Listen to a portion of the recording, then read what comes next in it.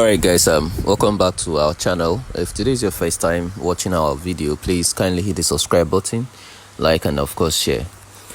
Welcome. In today's class we're going to be talking about gases. Please put down. Number one theory, I say the volume occupied by the molecule of gases is negligible compared to the volume of the gas itself. Okay, so just kindly note these are the 5 kinetic theories of gases. Alright, so it will save us time for us to just pause the video and then read it out or note it down. Do you understand? So in case of exams, they give you 4 options and they give you 1 wrong option and they say, which of the following is not a kinetic theory of gas? To be able to pick out the wrong one out. All right. Gas laws. Boyle's law.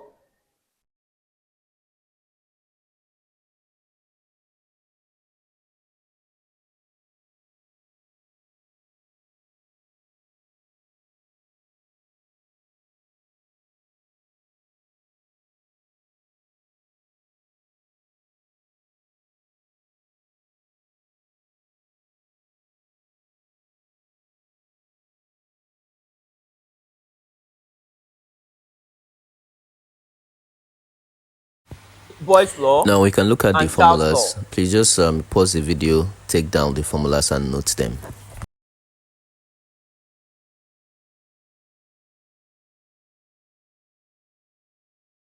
Now, what are the relationship between pressures? Just in case in exams, you're asked to convert from one unit to the other. Class, 1 atm is same thing as 760 millimeters of mercury. 1 atm is still same thing as 760 Thor. 1 atm is still same thing as 101,325 Pascal. This guy is still 101,325 Newton per meter square. This therefore simply means that 1 millimeters of mercury is same thing as 1 Thor. And 1 Newton per meter square is same thing as 1 Pascal. Class, what is the SI unit of pressure? Pascal. Are you sure? What is it? Well, Pascal and Newton per meter square is still the same thing. But the SI unit of pressure is Newton per meter square. Why?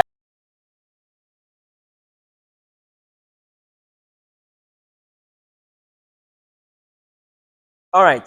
So this is what we're going to do now. For these 2 laws we've done, we're going to go through the past questions. Assume that the temperature is constant. Determine the new volume. V2, question mark, of a 15-liter sample of a gas, V1, at P1 2.44.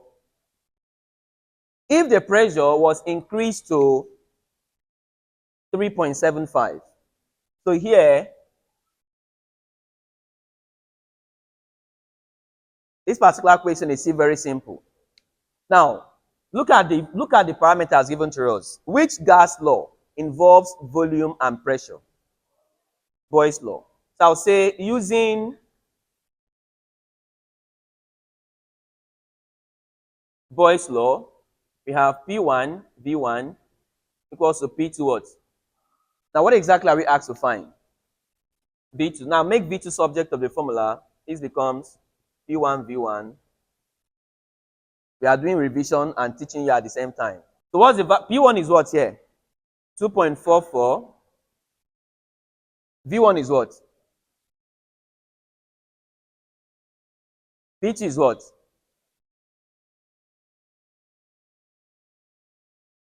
What's the answer? 9 points. All right, please. There's a question here. They said a sample of helium gas has a volume of 521 liters at a pressure of 75 centimeter of mercury and a temperature of 18 degrees Celsius. Right? Now, when the temperature is increased to 23 degrees Celsius, what is the volume of the helium? Claire, listen. I'm not solving this question so that you cram it. Nope. This is just the only question I'm going to solve on that Charles law. So I expect us to understand the concepts that we're going to be applying here, should in case you decide to, change the parameters of the question. Now, if you look at this question, they gave us a single pressure. They give us just one parameter of pressure, is it not so? And recall that for Charles' law, volume is directly proportional to temperature, provided that pressure remains what? When something is constant, it simply means it's either they give us one value such that initial state and final state, it will not change, or they will not give you at all. So you come here, I'll say my V1 is 521 liters. My T1 is 18 degrees Celsius. Now, V2, of course, is what they are asking us to find. But before then, they gave us T2 to be 23 days. And they gave us V2 to be equal to question mark. Now, there's no need writing out the pressure, because if you notice, they gave us the pressure at initial condition, and there was no statement. There was no statement for us to clarify the second condition. All right. So here, what I'm simply going to do here is that once they give you a question like this, please try to get your parameters. Once you've gotten your parameters, obviously you're going to see that volume is varying with temperature, and that is Charles' law. They gave us just one parameter for pressure. So I'll say using Charles' law, V1 all over T1 equals to V2 all over T2. But remember what I told us earlier, that the temperature has to be in degrees Kelvin. So for me to convert this guy to Kelvin, I would say, let's remove this guy first. This becomes, I'm going to add 273 to this guy, and then, please, what's the answer here? 18 plus 273 is what? 29, and this guy is what? 296 Kelvin. So we can now say, using V1 over T1, V2 all over T2. Class, don't V2 to stand alone. So I'll divide both sides by T1. So this becomes V1 T2 all over T1. And of course, if you put your parameters, this is going to give us, our V1 is 521. 521 times. Our T2 is 296. And our T1 is what? 291. Please, what's the answer here? Please, nah, I don't like calling answer like that. 5 what? 0.95. So that's the answer to that question. So how can question be asked here? Please, you need to know how to state these laws and their mathematical statements, because I saw in past questions where they asked mathematical expression of Charles' law, Boyle's law, and the rest of them. So this is mathematical expression of Boyle's law. I gave us Charles' law previously. Please, the question is very similar to that of this guy, but this time around, for Boyle's law, what I need is pressure and what? Volume. This guy, I needed volume and what? Temperature. So just adopt this. That's why I said just understand the concept here. Don't cram the question. Let's look at ideal gas.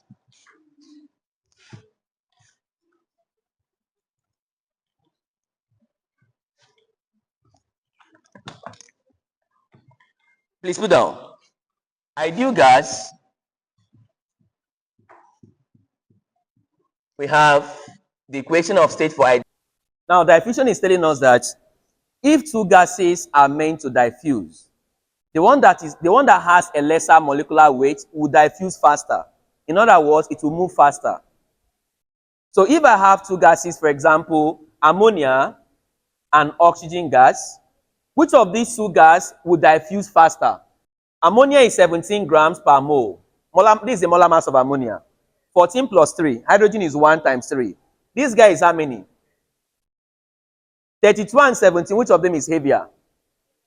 Obviously, this guy is going to diffuse faster than this.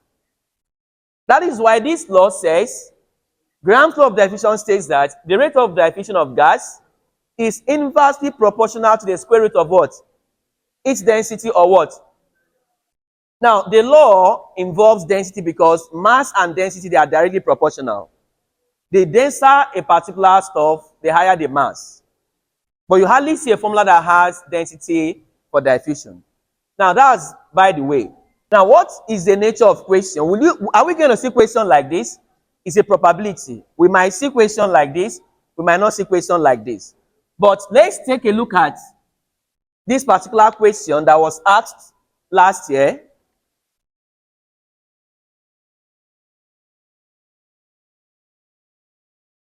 So we're going to use this guy to answer this question. They said, if equal amounts of helium and argon gas are placed in a porous container and allowed to escape, which gas will escape faster and how many times faster? This comes in. Now look at this. First, there are two questions here, is it not so? They said equal amounts of helium and argon gas. They gave us the molar mass of helium to be 4 grams per mole and argon is 39, which is approximately 40. Now, are placed in a porous container and allowed to escape. Which gas will escape faster? Class, between these two gas, which will escape faster? Class, it's going to be helium, right? Why? Because the molar mass of helium is lesser than what? Argon. Is it not so? So I'll say solution. Since helium is lighter than argon, it will escape faster. Now, we have solved the first question. Helium is lighter because the molar mass of helium is lesser than that of argon. Point number 1. We've achieved that one now. They said, how many times faster? Now, in this case now, you can no longer use your eyes to do it. You have to use calculation. This is now where calculation comes in. So I'll say, from the law of diffusion, we have Ra over Rb. Now, this is Mb over what? Ma. Now, remember we said for two gases, A and B, right? In this same question, we have how many gases? 2. So I'm going to call one of them, this A. I'll take this A to be, let's say, I'll take that first one to be helium, right? And the second one to be what? Argon. So this becomes RHE all over RAR equals to molar mass of what? AR and molar mass of what? I do not need, they did not give me value for this. So I'm not going to touch this. This is their rate, right? So I'll just come here and say RHE over this equals to class. What is the molar mass of argon there? What is the one of helium? Class, please evaluate this guy for me. 3.16. So therefore, it means that rate of helium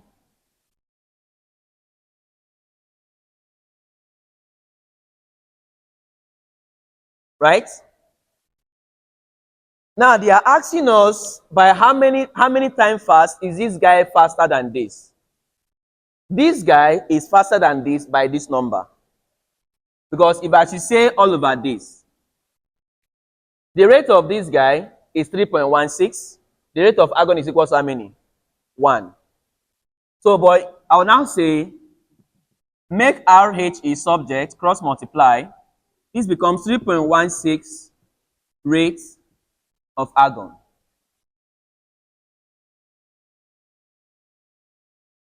Ideal gas equation of states. PV equals to nRT, where P is a pressure, V is a volume, N is number of moles, R is gas constant, and T is temperature. Now this N is number of moles, N equals to mass. That is, I can write it as small letter m all over capital letter M. So what this simply means is that this formula can be written as this. Once again, we have done gases before, right? And we solved a lot of questions under gases. So I'm just going to join this and the previous one. R is gas constant. This gas constant is what has been giving a lot of student issues. This guy can be 0.0821 atm liters per mole per Kelvin, or we have 8.314 Pascal meter cube per mole per Kelvin. Now, when do we use the first one and when do we use the second guy? I'll be telling us shortly. If you noticed, mole Kelvin is constant in both formulas, right? What differentiates these two formulas are the units of pressure and volume. In the first case, pressure is in atm. The second case, volume is in, sorry, in the second case, pressure is in Pascal. So how do we differentiate between when to use the first guy and when to use the second guy? Please, there are two things involved here. Most of the times, they'll give you a question, and of course, they will tell you guys which of the R you're going to make use of by just appending it at the bottom of the question. The pressure and the volume determines the two of this formula, the one that you're going to make use of. In the question we are going to take now, Celsius. Now we have this. They gave me the reacting mass of this gas. The mass of the gas, which is small letter m, they gave it to me to be 12.6 grams. The volume of this gas, they gave it to me to be 5.11 liters. The pressure of this guy, they gave it to be 1.12 atm. And of course, the temperature, they gave it to be 22 degrees, which, if you convert it to Kelvin, please add 273 to 22. Let's see what we'll get. 295 Kelvin. Now, they now said molar mass, which is capital letter M. Please, this capital letter M is the molar mass. And if you look at this parameter, right, this is actually what you're going to make use of. There is pressure, there is volume, there is mass, there is temperature. This R is a gas constant. Class, we have two gas constants, 0.0821 atm liters per mole per Kelvin, and we have 8.314 Pascal cubic meter. Which of these two is best suited for this question? Because the first one, the pressure is in atm, is it not so? And the volume is in what? Liters. And if you look at these two units, this guy has atm as pressure and this guy has liters as volume, right? So we'll stick to this guy. So I'll now come here, I would say my R is now equals to this atm liters per mole per Kelvin. So look up. I said the moment you hear them say calculate the mass or the molar mass of a gas, the first thing you should tell yourself is this should be under application of ideal gas. Ideal gas has PV equals to nRT. This N is mass all over molar mass. So if you look at this question, they gave me the mass and I'm asked to find the molar mass. So I'll now say using PV equals to, please, this is nRT, but remember that this N is number of moles, right? Mole is mass over what? So I can replace this guy to say M all over what? Capital letter M. This is molar mass is a capital letter M. The reacting mass is a small letter m. So if I cross multiply, for just formality's sake, I know some persons can get the subject formula from here. The molar mass is capital letter M. So this becomes M equals to what? MRT all over what? PV.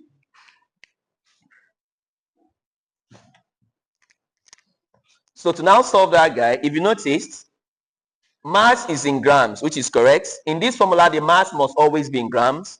If the mass is not in grams, you have to convert unless otherwise stated in the question. Mass is in grams, volume is in liters, which correspond to the unit of volume in the gas constant. Assuming they had given us the volume in milliliters, I would have converted it to liters because the constant, which is this guy, has a unit that all this guy has to correspond to. So this now becomes M equals to MRT all over PV. Now what is the value of M? 12.6. This guy is 0.0821. Temperature is what? 295. Now divided by, our pressure is what? 1.12 times volume is what? What's the answer? 3.50 Please, the unit of this guy has to be gram per mole. That question was a sub. So the equation of this guy is PV equals to nRT. Now P is equals to pressure.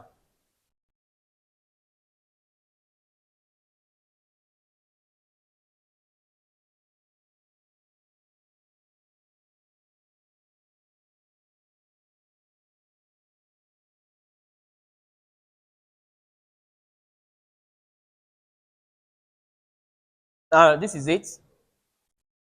Now you see the R value here, R has two values, 0.0821 .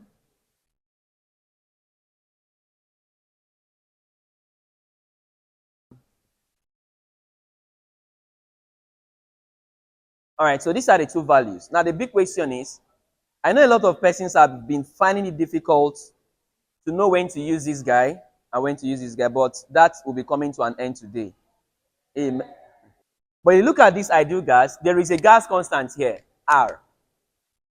Now, if you notice, I did not put the unit of pressure. I did not put the unit of volume. I left these two blank. Now, this two is constant because if you look at this formula, both of them mole, mole, Kelvin, Kelvin. The only difference between them is the pressure units and the volume units. So how do we go about this? They give you a question. Most of the times, they will not give you the gas constant. So now, if they don't give me gas constant, that means I'm at liberty to use either of this or this. So what is now going to actually make me to use this guy? If the pressure, they gave me the value in ATM, or they gave me the pressure unit in a way that I will convert it to ATM easily. Most times they can give you this guy in millimeters of mercury. Converting millimeters of mercury to ATM is faster than converting it to what? Pascal. So I'll just convert it to ATM and use this guy. On no account should you use pressure to be ATM and use this gas constant. You fail that question automatically. On no account should volume be liters. Please, this is same thing as what? Liter is same thing as what? dm cube. On no account should volume be in liters or dm cube, and you're coming to use this unit. What is the unit of volume here? The laws you're going to use. But it's obvious that this is a gas. You're asked to calculate the number of moles. You come here, you say N is question mark, contained in a sample vial of volume. The volume is 2.20 liters. If the temperature of the gas is 32 degrees, please, for you to convert degrees Celsius to Kelvin, you add 273 to that. So whatever the value of the Celsius is, add 273 to that value to get the equivalent in Kelvin. So this becomes 32 plus what? Equals to what? All right. Now, the pressure is 750. Now, look at this. Class is what? Pressure. Now, I'll say solution. Let's use this side. Since they did not give us the value for R, you have to determine which of the R you're going to make use of. The two values for R is 0.0. Okay, in this particular guy, we're going to use the R that has ATM, all right, so to solve the question, because from the volume, you can see volume is in liters, all right.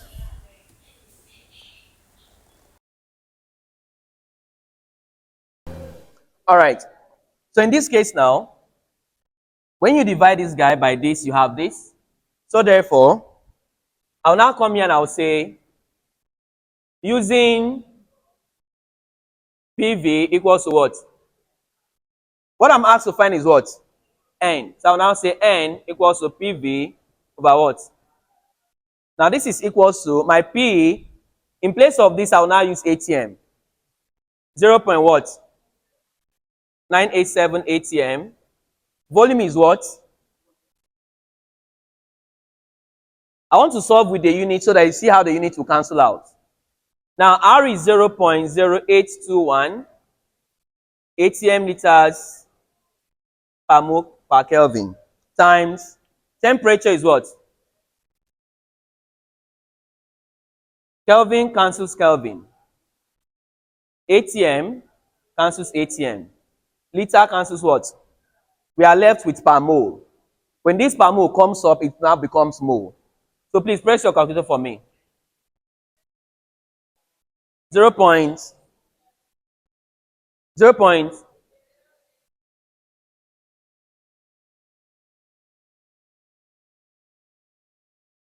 Please look up. Now we have application of ideal gas. Now what do we mean by application of ideal gas? How can we actually manipulate or kind of transform the PV equals to nRT to actually carry out several other calculations? Now we can actually transform this formula to incorporate mass and molar mass. So there are some cases where they will ask us to solve for the mass, right? They'll give us pressure, they give us volume, they give us temperature, and it's very obvious that this guy is actually a gas law equation. But you're not going to be seeing mole, right? So imagine a case where you are asked to solve for the pressure, and then you're giving mass and molar mass instead of the mole. So this n you're seeing here is not all the times that they'll be giving you guys the value for n. They can give you the value for mass and give you the value for the molar mass. You just, if you say mass divided by molar mass, you get the n, is it not so? And substitute it here. Now, how about a case where they will ask you to solve for the mass, and then they'll give you the molar mass of a gas. So this is one of them. In this case now, here, they can actually ask you to solve for the mass, and of course, you will need the molar mass to carry out such calculations.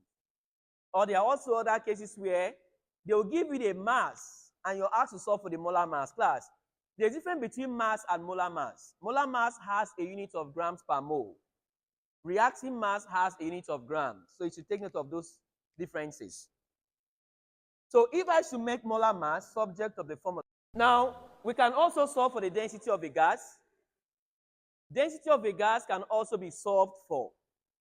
From PV equals to MRT, M over capital letter MRT. If you cross multiply, this becomes PVM equals to MRT. If I have the value of the pressure, I have the molar mass, I can solve for the density of a gas. So I've given us the first formula here. I've given us the second guy. This guy is to solve for the density of ideal gas. The last but not the least is Hess law says that if a reaction occurs in series of steps, if a reaction occurs in series of steps, comma, series of steps, if a reaction occurs in series of steps, comma, the enthalpy change of the overall reaction, the enthalpy change of the overall reaction is the sum of the enthalpy change of the individual steps. So when we say something is occurring in series of steps, this is basically what we mean. This reaction is occurring in 3 steps. Step 1, step 2, step 3. But at the end of the day, they are asking me to find the enthalpy of this overall reaction, which takes us back to the definition that says, Hess law says that if a reaction occurs in series of steps. So what this simply means is that I want to get this overall reaction, but I don't know how to go through this guy directly. I had to go through individual steps. So this is step 1. It has its own enthalpy. Step 2 has its own enthalpy. Step 3 has its own enthalpy. And they are now asking me, using 3 of them, find the enthalpy of this reaction. So that's basically what it means. Basically what they want me to do is that rearrange these 3 guys so as to bring out this from these 3 guys. That is it. So how can I rearrange these 3 equations so that at the end of the day, I'm going to obtain this? And every other thing apart from this will have to go cancelled out. So this is what I'll do. The first step is that come to the overall reaction. Preferably, may I like starting from the reactant. You might want to start from the product.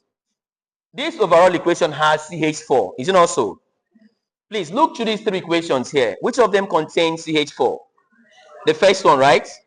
But then, In this overall equation, the CH4 is on the reactant side. It's on the what? Reactant side. But in this first equation, CH4 is on the what? Product side. Our aim is to rearrange this guy to make it look like this, both in magnitude and in direction. Magnitude means amount, the number of moles. Direction means the side. So this is what I'm going to do. CH4 in overall equation is 1 mole on the reactant side. So I'm going to look through this individual equation. Is CH4 in this individual equation? Yes. Is it on the reactant side like we have here? If yes, no problem. If no, reverse. Like in this equation here, there's CH4 here and there's CH4. Is it not so? Class, in overall equation, CH4 is how many mole? 1 mole. In this equation 1, CH4 is how many mole? C1 mole. So in terms of moles, they are the same, right?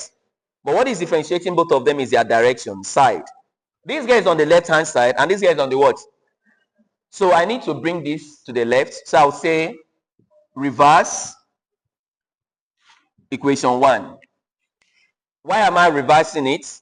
I want to bring this CH4 to be on the reactant side so that it will correspond to what we have in the overall equation. So when you do that, this becomes CH4. Everything on the products comes to the reactant and vice versa. So we have C plus 2 this. Class, when you reverse equation, it's going to affect this delta H. So initially, delta H was negative, right? When you reverse equation, it now become what? So this is 74.82 kilojoules per mole. So for the fact that I have reversed this equation, I'll cross it out. In exams, you don't have to do this. I'm just doing this to tell us that I'm not going to tamper or touch this equation again. So this equation has taken care of CH4 here. So I'll now look again. I've taken care of CH4.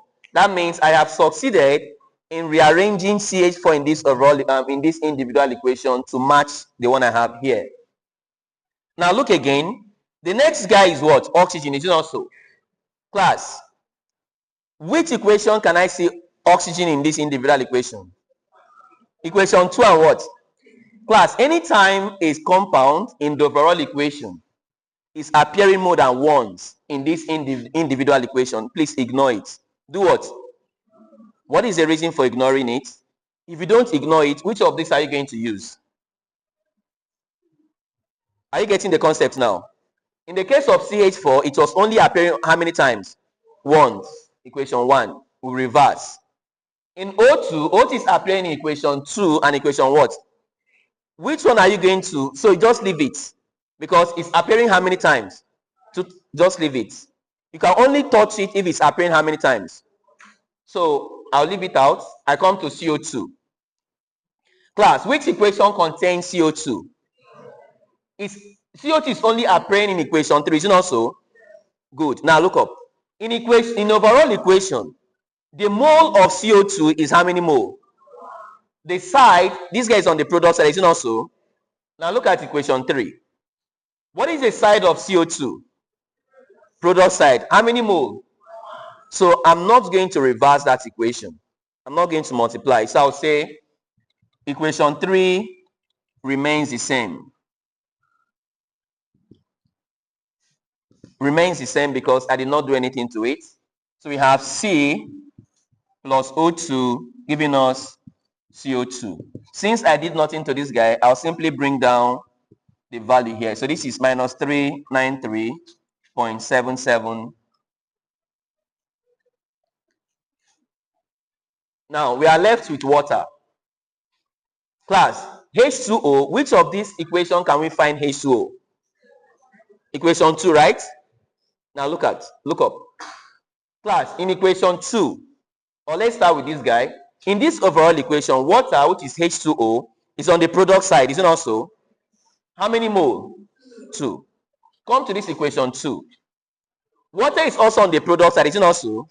But the only difference is that here has how many mole, and here has how many mole. And remember, our aim is to make these individual equations to look like what? This. So here is 2 molecules, isn't it also? So we want this guy to also be how many? So because of that, we are going to multiply equation 2 by what? 2. So you now say multiply equation 2 by 2. When you do that, this becomes 2H2 plus, please, 2 times half is 1. It's more like saying 2 times 1 over 2. This cancels this. So we now have O2, and then we have what? Now, class, since we multiplied equation 2 by 2, we're also going to multiply the enthalpy. Right? Anything you do to this equation, you also do to this guy. If you reverse the equation, the sign will change. If you multiply this guy by a factor, of course, it's going to affect it. So delta H is equal to 2 times, what is the value of this guy? Minus 286. What's the answer? Minus what? 572. All right, so we are done with this. So let's please look up. We are done. Class, what we are going to do next here is that apart from CH4, listen, O2, CO2, and H2O, apart from these 4 species, any other compound or any other element that is found in these individual equations must be cancelled out, because our aim is to get this out of this. Our aim is to get this equation out of this. So anything that is not part of this equation has to go. So let's list that out. Class, apart from CH4, O2, CO2, and water, what else can you see in this equation here? C and what again? C and H, is not so? Class, these 2 guys has to be cancelled out. They are not present in this overall equation. For me to cancel this guy out from this equation, class, they must be on opposite side. They must exist on what? Opposite side, same amount. Same what? Class, it's more like saying 2x plus 2 equals to 2x plus 4. So it's either you collect like terms or you say 2x do what? Cancels 2x. So now look up. Carbon and hydrogen is not present in the overall equation, so they need to be cancelled out here. For them to be cancelled out, they must be on opposite side. So let's start with carbon. The first carbon that is seen here is on the product side. Product side is actually the one on the right hand side of this arrow. The next one, there's another carbon here, right? On the reactant side, the left hand side of this arrow. Class, how many mole can you see here? How many mole here? So they are on opposite side, same amount. So this cancels this. The next one is hydrogen. 2 molecules of hydrogen is on the product side. 2 molecules of hydrogen is also on the reactant side. So this cancels this. So whatever we have left will give us this. So we're going to bring it down. CH4 is on the reactant side, so I put CH4. Class, in equation 2 you can see oxygen, is it also? In equation 3 you can also see what?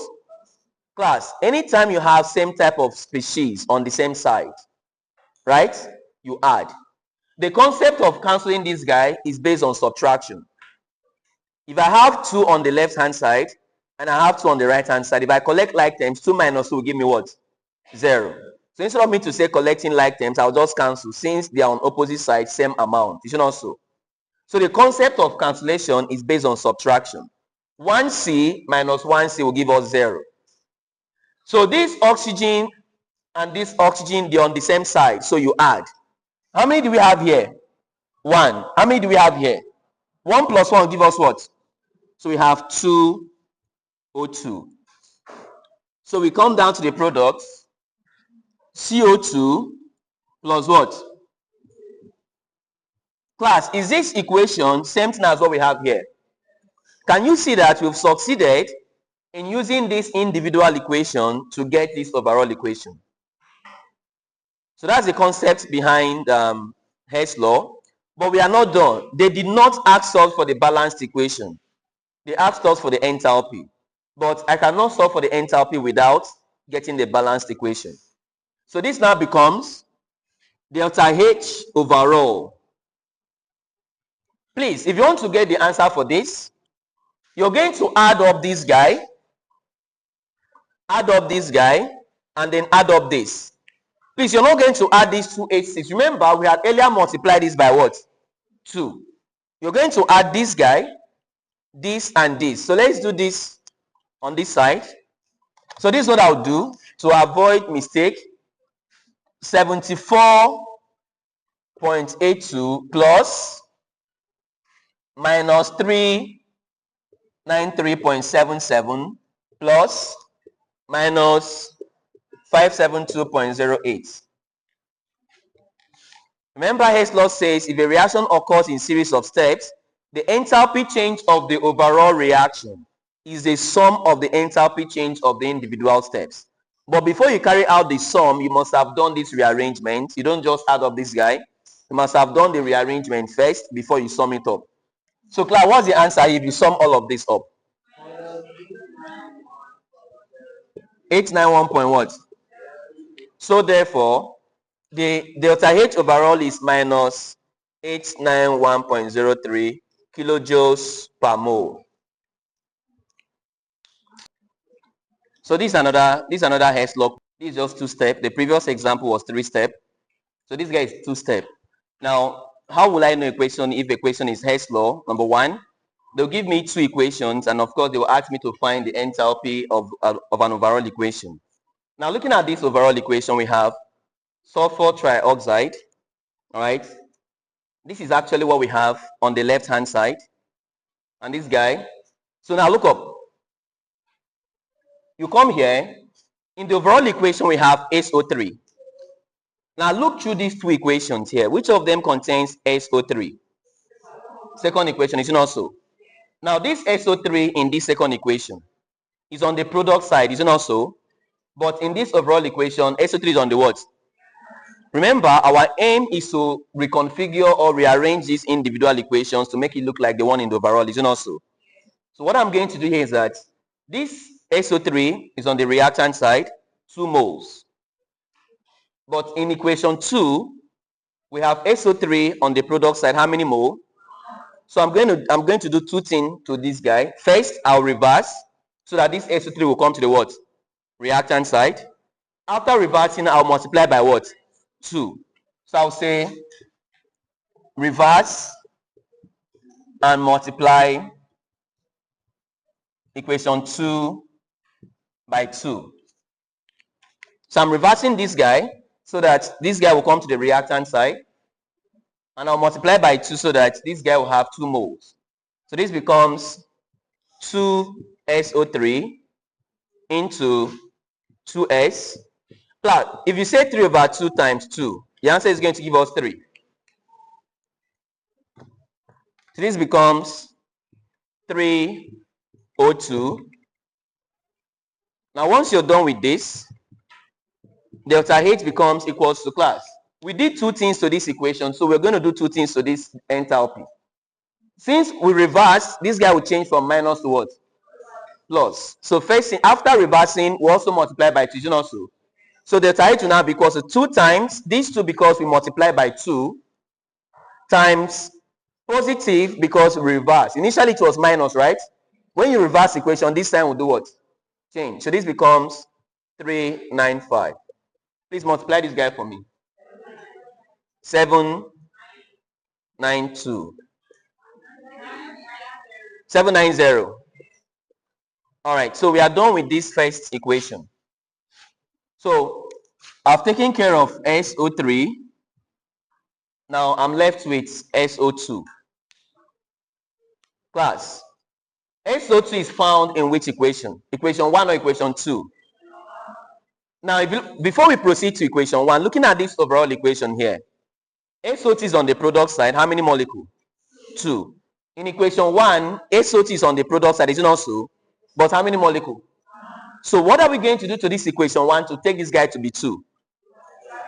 So we're going to multiply equation 1 by 2. Why are we doing that? Because we want this SO2 to have the same mole as the one in the product side here. So we say multiply equation 1 by 2. When you do that, this becomes 2s plus 2O2, giving us 2SO2. Delta H, since we multiply by 2, this is also going to be 2, right? Times, are we going to change this sign? We did not reverse. So this is still minus 296.8, which is equal to what? Minus what? 593.6 kilojoules. All right. Now we have oxygen. Class, look up. If you notice, this oxygen, I'm going to skip it. Do you know the reason why I will skip this oxygen? I gave us the reason. Why is that? Oxygen is appearing 2 times in equation 1 and equation what? Anytime an element or a compound is appearing more than once in those individual equations, we ignore them. We do what? Ignore them. So now look at, in this overall equation, we have SO3, SO2, and O2 in overall equation, class.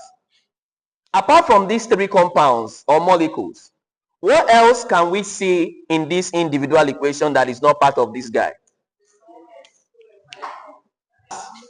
Apart from SO3 in the overall equation, SO2 and oxygen, what else is present in this individual equation? S and what else? S only, right? Class, it means that S is not part of the overall equation. Is it not so? I don't need it. That means S has to be cancelled out. And for S to be cancelled out, it must be on opposite sides, same what? Same amount. So I'll come here. For me to do that, there is 2S here, product side, 2S here, reactant side. So this cancel this. TCMD, just look up that question you asked me. I think we have something like that here. Now you bring down SO3. This becomes 2SO3. You bring down this. We can see oxygen on the reactant side. How many mole? We can see oxygen on the product side. How many mole? Class, anytime same type of molecule is appearing on the same side, listen, if same type of molecule appears on the same side, you add. You do what? If they appear on opposite side, you subtract. Now, if their mole is the same, that subtraction will give us 0. If I have 3x on the left hand side, 3x on the right hand side, 3x minus 3x will give me what? 0. So that leads to us to cancel out because they are same amount. Is it not so? But if the amounts are not the same, you cannot cancel. You cannot do what? You're going to subtract. We have 2 oxygen on the left, 3 oxygen on the right. Is it not so? So these 2 will be subtracted from 3. What will be left? 1, right? Where are we going to write that 1? Is it on the reactant side or on the product side? Because products had more moles. Is it not so? It's more like subtracting 2 from 3. We're going to be left with how many? 1. So this guy, it's more like saying this cancels this. And we are left with how many? 1. So I can see the side not to cancel it. So this is more like saying 3 minus 2 will give us 3. Will give us 1. Please look up. I'm not going to write oxygen on the reactant side because these 2 will be subtracted from this. Is it not so? We left with 1. That 1 will be written on the what? Product side. So I come down to the product. I put down my 2SO2, which is this guy, plus my what? O2. Have you gotten that now? So we now say delta H overall, class, 790 plus minus 593.6 is equals to what? Plus or minus? Plus 196 point what? So with this, we are done with Hess law. So empirical formula is the simplest formula of a compound. The simplest formula of a compound that shows the relative mole ratio of the elements present in the compound. The simplest formula of a compound showing the relative mole ratio of the elements present in the compound. Molecular formula at once. Molecular formula is a formula that shows the actual number of atoms of each element present in a compound. Molecular formula is a formula that shows the actual number of atoms of each element present in a compound. Formula. Now, a quick explanation so that we get it very well. Empirical formula is only telling us the ratio, the mole ratio. For example, if I have CH2O, the ratio here is 1:2:1. This is the ratio. This guy contains 3 elements: carbon, hydrogen, and oxygen. It's telling us the ratio in which these 3 elements are combined. However, if I have something like C6H12O6, this is molecular formula. Because this guy is telling us the actual number of atoms of each element. This guy is telling me that this compound contains 6 carbons, 12 hydrogen, and what? 6 oxygen. Imagine you're being given P4O10 and you're asked the empirical formula for this. Class, that word they said, simplex. It refers to, is this a simplest form this guy can be represented? No. Can this guy be broken down further? Yes. 2 can go into 4, right? 2 can go into 10, right? Now this can be reduced to P to what? O5. Can I reduce this guy further? No. Without a remainder. This is the simplest this guy can go. I cannot call this guy empirical formula. Right? I cannot call this guy empirical formula. Why? Because this guy can be reduced further. 6 can go into itself, 1. 6 can go into 12. How many times? And 6 can go into itself. So the empirical formula for this guy is what we have here. Can you see that? So when they say simplest formula, they are not always referring to, it's not just word. You need to practice it. So imagine you're being asked in exams, because I remember the ones asked, what is the empirical formula of C4H10? What's the empirical formula of C4H10? It's C2H5. Because 2 can go into 4, 2, right? 2 can go into 10, how many? So this is C2H what? Now what is the mole ratio here? It's to 5. Now there's a question here. Now in this question, they did not ask us to solve for empirical formula. Right? I like this pattern. They did not ask us to solve for empirical formula. They only said molecular formula. But then, you cannot solve for molecular formula without knowing the empirical formula. So 2 things. It's either they will give you the empirical formula directly, or you're going to solve for empirical formula. But you cannot solve for molecular formula without empirical. Because empirical formula precedes molecular formula. So we have a question here. It says the stimulant caffeine. To solve for empirical formula is very simple, but the hardest part of it is to remember the molar mass. Because I can remember a year, I think some years ago, where they gave them question, and so many persons could not answer those questions because they did not know the molar masses of those guys. Anytime you're asked to solve for the molar mass, for empirical formula or molecular formula, class, you have to first of all solve for the empirical formula. Look at the question. They said the stimulant caffeine, which comprises of 4 elements, carbon, hydrogen, nitrogen, and oxygen, has a molecular weight of this and percentage composition. Class, if you're asked to solve for either molecular formula or empirical formula, the composition of the elements can be given to us in either of these 2 ways. It can give us in terms of percentage by mass, or they give us masses directly. In this case, they are giving us 49.5% of carbon. There are cases whereby you can see 5 grams of carbon, 6 grams of hydrogen, and the rest of them. So here, I'll put C HNO. Please try to arrange it the same way you see it here. Now, the percentage of carbon here is 49.5. Hydrogen is 5.2. Nitrogen is 28.8. If you noticed, they did not give us that of oxygen. Right? It's not a mistake. Now, for me to get that of oxygen, since it's percentage, I'll simply add up all of this. Percentage will always add up to what? 100. Right? Percentage will always add up to 100. So for me to get that of oxygen, I would say 49.5. Please, I can only do this since it is percentage.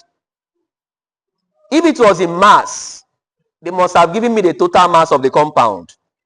So you add it up and subtract it from the total mass. So since it's percentage, please press your calculator for me. 49.5 plus 5.2 plus 28.8. Divide minus 100. Please, you're going to add up all of them and subtract from 100. What are we having? 16.5. So that is it. Class, the first step is for me to figure out that they omitted intentionally the percentage of oxygen. Now, once you've done this, the next thing you're going to do, class, divide by their molar masses. Divide by their respective what? Molar masses.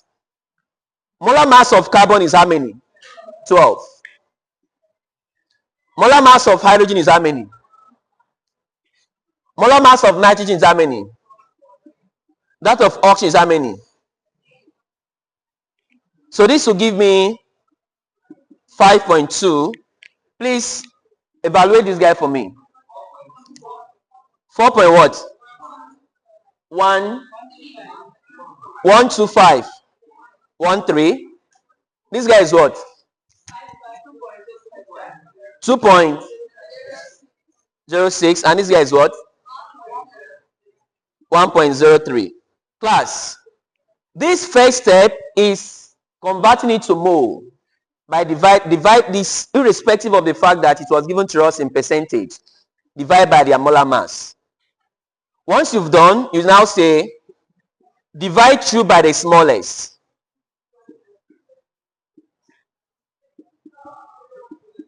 Class, look through these four values. Which of these four is the smallest? 1.03, right? So this now becomes 4.13 divided by 1.03. 5.2 divided by what? 1.03. 2.06 divided by what?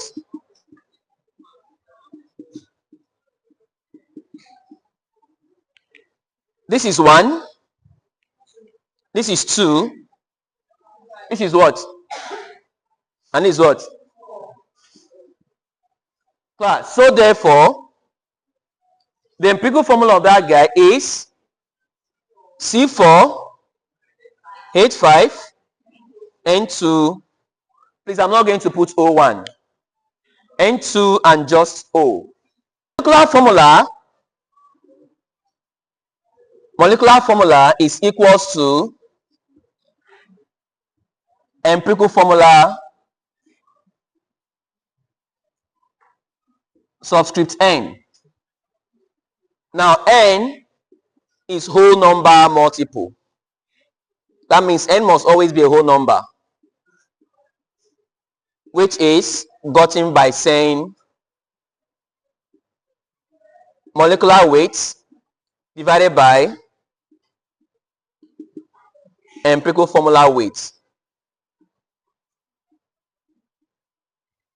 Please look up, let's solve this guy. Once you've gotten your empirical formula and then you're asked to solve for molecular formula, they will always give you guys molecular weights. It's actually compulsory because molecular formula is equal to empirical formula subscript N. This N has to be a whole number. And how do we get this whole number? Is by saying molecular weight divided by empirical formula weight. Now, they did not give us empirical formula weight directly, but we're going to solve for it. So this is what I'm going to do. My N is equals to, class, from this question, molecular weight, they gave us 194.2, is it not so? So I would say molecular weight is 194.2 This is divided by empirical formula weights. You ask yourself, what is the empirical formula? This is what we got, right? Assuming they are given to us the empirical formula, we wouldn't have solved for empirical formula. We would have just proceeded with this formula calculation. So this guy, this is empirical formula weights. This is empirical formula. So how do we get the weight? So I'll come here. I want to solve for the molar mass of this guy. Carbon has a mass of how many? 12. How many times is carbon appearing here? 4. So I'll say 12 times 4 plus hydrogen has a mass of how many? Hydrogen has mass of 1, but it's appearing how many times? So this is 1 times 5 plus oxygen. Nitrogen has a mass of how many? 14, but it's appearing how many times? And then oxygen is how many? 16. Class, please add up everything here for me. 97. So my n will now be equals to, class, 194.2 divided by 97 is equal to what? 2 point what? 0, which is this, right? So therefore, my molecular formula is equals to, anywhere I see empirical formula, I'll put C4H5N2O. Subscript N. This N is how many now? 2. Class, I'll use this 2 to expand this bracket. 2 times 4 is how many? 8. So this guy becomes C what? 8. 5 times is how many? 2 times is how many? 1 times is how many?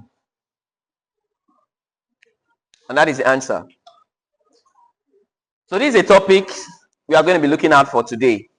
Let's see how many we can cover. I know a lot of parents are saying it's much, it's plenty. Well, it looks much, but then it's not really that much, they say. So what are significance figures? Let's just start. What are significance figures? Nobody's going to ask you in exam to define significance figure. Nope, they will not. Okay, so basically what they will do is they'll give you a number expression. What they will ask you to do is to express a particular number in so number of significance figure, or you're to round off a number to a particular significance figure. So all of that is this. So it looks as if it's 3 topics, but to me I see it as 1 topic. So I'll simply start with the first one. Significance figure. Now most times, if students actually come across chemistry, they always look confused. When in the case of significance figure, just see it as significant in English means important. So when they say important figures, what do they mean? Class, in a number expression, every digit apart from 0 is important. Let's say from 1 to 9, they are all important. The only stuff that gave rise to whether or not a particular figure will be important is 0. Now 0 can be significant, 0 can also not be significant. This is dependent on the position of 0 in an expression. For example, if 0 is written before a number like this type of 0 is called leading zeros. They are not considered significant. As a matter of fact, they are insignificant. They are not important. Because you all agree with me that 0, 1, and 1 is what? Is the same thing, right? Okay, so these type of zeros are called leading zeros. They are not considered to be significant. We have what we call captive zeros. Now, captive zeros are, those zeros that are held captive by 2 non-zero digits. Like this 0 is actually in between 1 and 1. So this is a captive 0. Obviously, this is significant. And we have the last one, which is called the trailing zeros. So trailing zeros basically are the zeros that are written at the right end of an expression. So now this is significant, this is not significant. Class, trailing zeros is significant under one condition. The condition is that this number expression must have a decimal point. So as it stands now, this 0 is not significant. However, if I put points here, these zeros happens to be or become significant. So this is actually one of the major parts of significance figure we need to understand. And then the last part before we dive into questions, I'll first of all give us question before we check through past question, is that if I give you something like this, 5,000, that's 5000. Class, these particular three zeros are trailing zeros because they are coming at the right end of a number. They are not significant as it is like this. But if I should come here and put a point here, the point doesn't have to be at this position. It can be here, it can be here. But anytime once there is a point, any trailing zero that is present becomes significant automatically. So in this case, this 5,000 can have one significant figure. How can we do that? If I change this guy in a standard form. As it stands now, this is one significant figure, class. If I put this guy to be 5.0 times 10 raised to the power of 3, class, if you press your calculator, this is still the same thing as this, true or false? This is one significant figure. Class, if a number is written in a scientific notation, in other words, standard form, class, the exponential term is not considered when you're looking out for significant figures. So standard form is in this form, n times 10 raised to the power of x. If I want to consider significant figure written in this form, I have no business with this exponential term or form. My only interest will be here. So in this case now, I can express this guy as this, or I can say 5.00 times 10 to the power of 3, or I can say 5.000 times 10 raised to the power of what? Class, if you look at three of them, if you press your calculator, they will all give out this, true or false. In this case, how many significant figures do we have here, class? 1, because there is no decimal points here. These three zeros are considered insignificant. Trailing zeros are not significant. They can only be significant if there is a what? A decimal point. Is there a decimal point here? These three zeros are not significant. That leaves us with only 5. Remember I said all non-zero digits are significant 1 through 9. 0 is actually what gave rise to whether or not something will be significant. So anytime you see a number from 1 to 9, they are all significant. So this guy has one significant figure. I proceed to write this guy in a scientific notation, and I have 5.0. This guy has how many? 2 significant figure. Class, in scientific notation, I have no business with the exponential term. I have no business with the what? Exponential. I'm only interested in this guy. So now look at this. How many significant figures do we have here? 3. Why did I say 3? Because these two zeros are considered significant now because of the what? Decimal point. So this is 3 significant figure. And this guy is how many? 4. So with this now, I've explained the concept of significant figure. Like I said, if you're expecting me to give you a long note, I'm not going to do that. Let's look at example. How many significant figures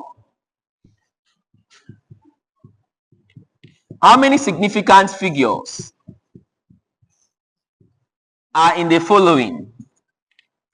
1, 0.101125 meters. II 1.101125 meters. III 1.11250 meters. IV 1.125 times 10 raised to the power of 5 meters. Now look at this first example. Class, how many significant figures do we have in this first example? 6. Well, let's check it out. This first zero is considered insignificant, true or false? Because they are leading zeros. Leading zeros are never significant. That leaves us with 1, 2, 3, 4, 5, 6. So this guy has 6 significant figure, which is correct.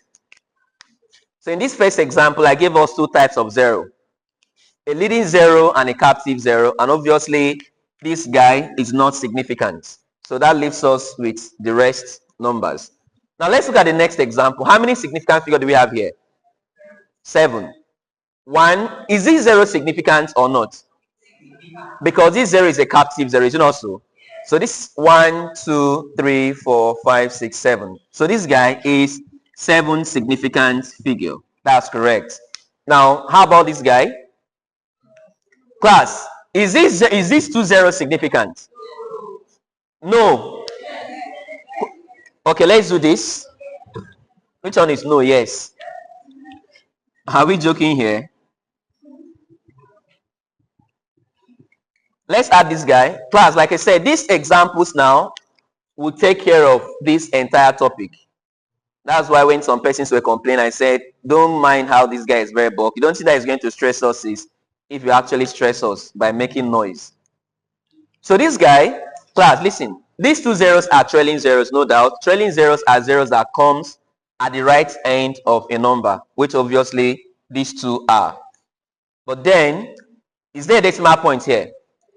Class, once there is a decimal point, the 2 zeros automatically become significant.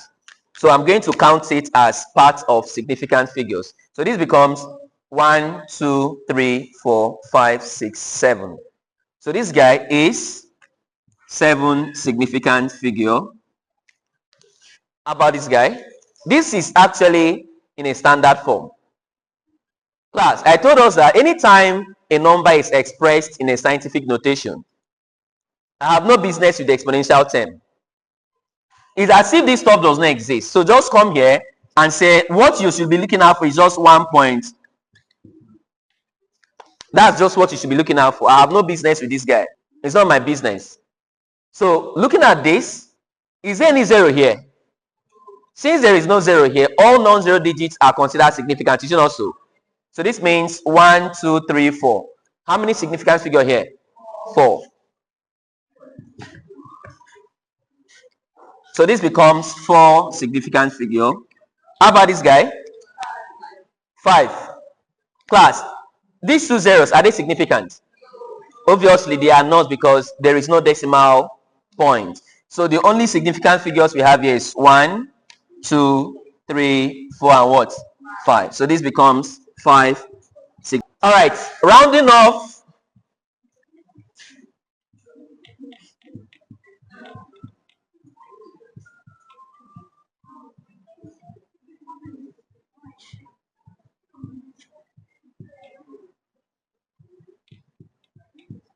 Now, rounding off numbers to certain significant figures. Class, like I said, you need to pay close attention because, like I said, I'm not going to be writing plenty notes. Now, let's use this question for example. So I'll use it to explain. Please put down. Round off the following numbers to 4 significant figures. Round off the following numbers to 4 significant figure. Round off the following number to 4 significant figure.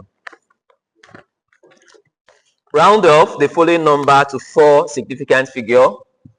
We have our class, look up.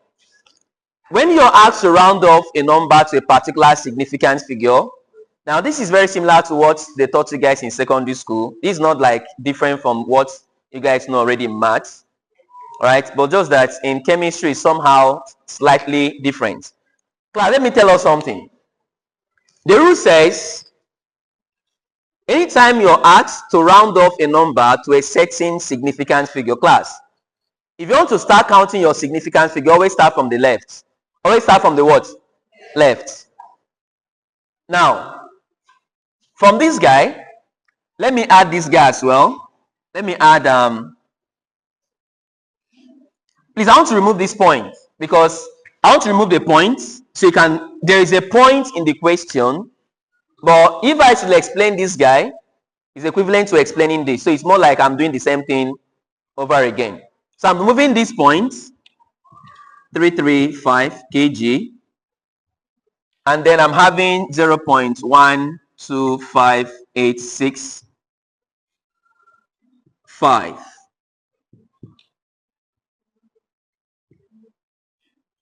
meters.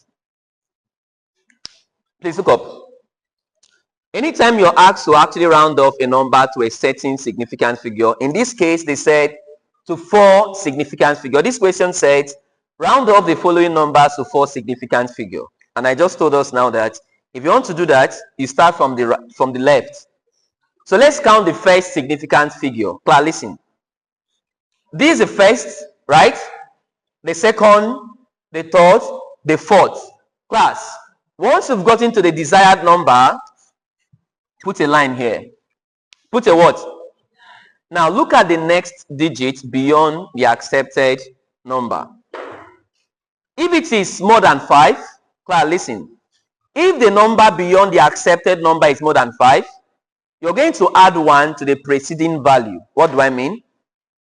In this case, well, let me finish up the rule. The rule says, once the value beyond the accepted value is more than 5, add 1 to the preceding value. The preceding value is the one that is coming before this guy. If it is less than 5, leave it like that. If it is 5 on the dot, class, listen. Stop writing and listen. If it is 5 on the dot, the rule says, if it is 5 on the dot, don't rush to actually approximate. But instead, look at the preceding value. If it is an odd number, add 1. If it is an even number, don't add. So let's look at this. 4 significant figure, 1, 2, 3, 4. The required number, I put my line. The next digit, which is this 5, this guy is 5 on the dot, you see also. Class, they said if it is 5 on the dot, look at the preceding value, which is this guy. If it is odd, increase it by how many? 1. If it is even, leave it. Class, this is your accepted 4 significant figure, but I want to round it off. The value beyond this 4, is it 5 on the dot? Yes, right? The value before this 5, is it odd or even? 5 is odd, isn't it also? So this will now become 2.345. If it is odd, increase it by how many? 1. Why? So if it is odd, please increase it by 1. I repeat, 1, 2, 3, 4, right? The next value is 5. If it is 5 on the dot like we have here, the preceding value, if it is even number, you leave it that way. If it is odd number, you increase it by 1, which is what we did here, and then you put your letters.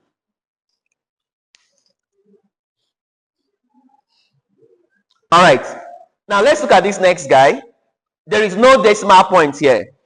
Please stop writing. Let me just, when I'm done explaining this, I'll step aside for you to write. Just stop writing.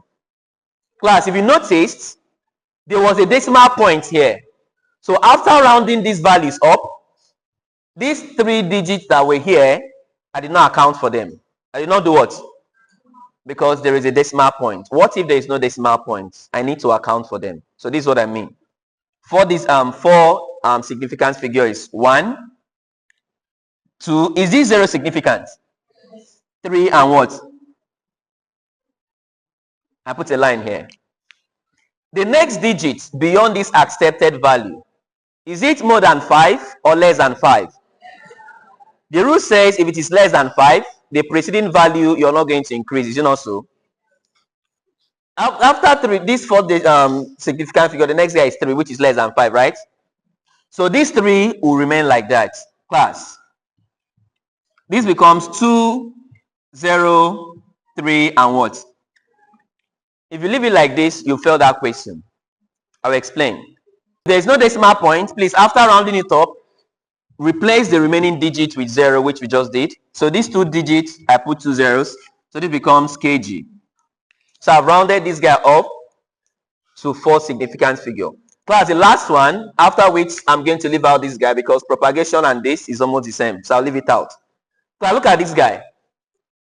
If I want to start getting the number of significant figure, I'll start from 0, right?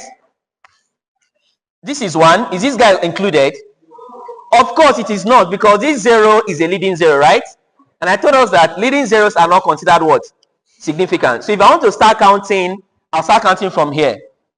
Is it not so? So this becomes 1, 2, 3, and 4. Very similar to the first rule. Class, the digits after the 4th significant figure is 5 on the dot. Is what? Once it is 5 on the dot, this is what I'm going to do. I'll look at the preceding value, the value that came before that guy. If it is even, I'll leave it. If it is odd, I'll do what? Is 8 even or odd? Will I increase this guy by 1? No. Class, will I replace this 5 with 0 afterwards? Because there's a what? So this becomes 0.1258 meters.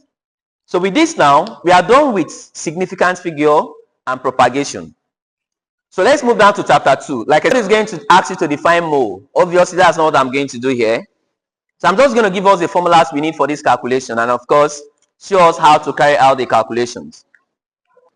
So how can the questions now be asked? Number 1. Hello. Hey, you guys are disturbing me. One of the ways question can be asked is that the first formula, instead of me to just be talking and be wasting time, let me be writing it out. We have this first formula, mole is equals to mass all over molar mass. So this is one of the ways question can be asked. Class, apart from the molar mass, which is most likely going to be constant in all the cases, they can ask you to solve for mole, or they can ask you to solve for the mass. So whichever of them they ask you to solve is for you to write down the parameters given to you and then check out the formula you're going to make use of. Now, the second formula here is mole equals to number of particles, please, the noise. Number of particles all over Avogadro's constant, which is 6.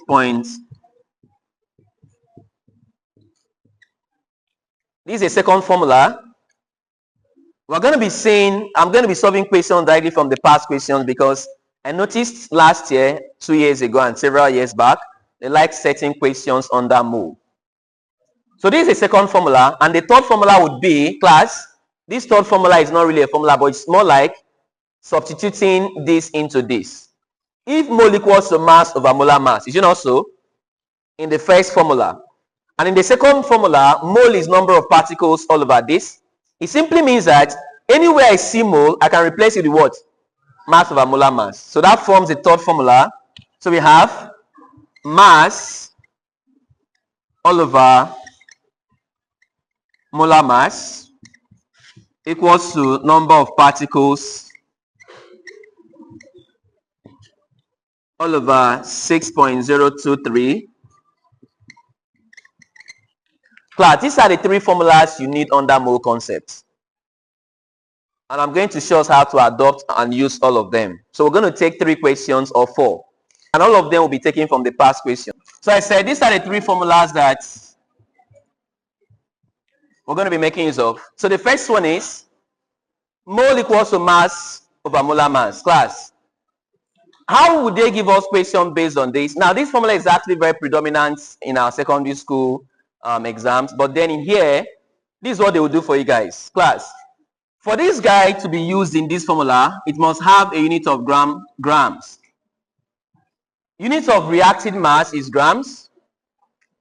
And molar mass is grams per mole. So if they give you the mass in milligrams, in micrograms, you have to convert it to this guy. If not, you can't solve.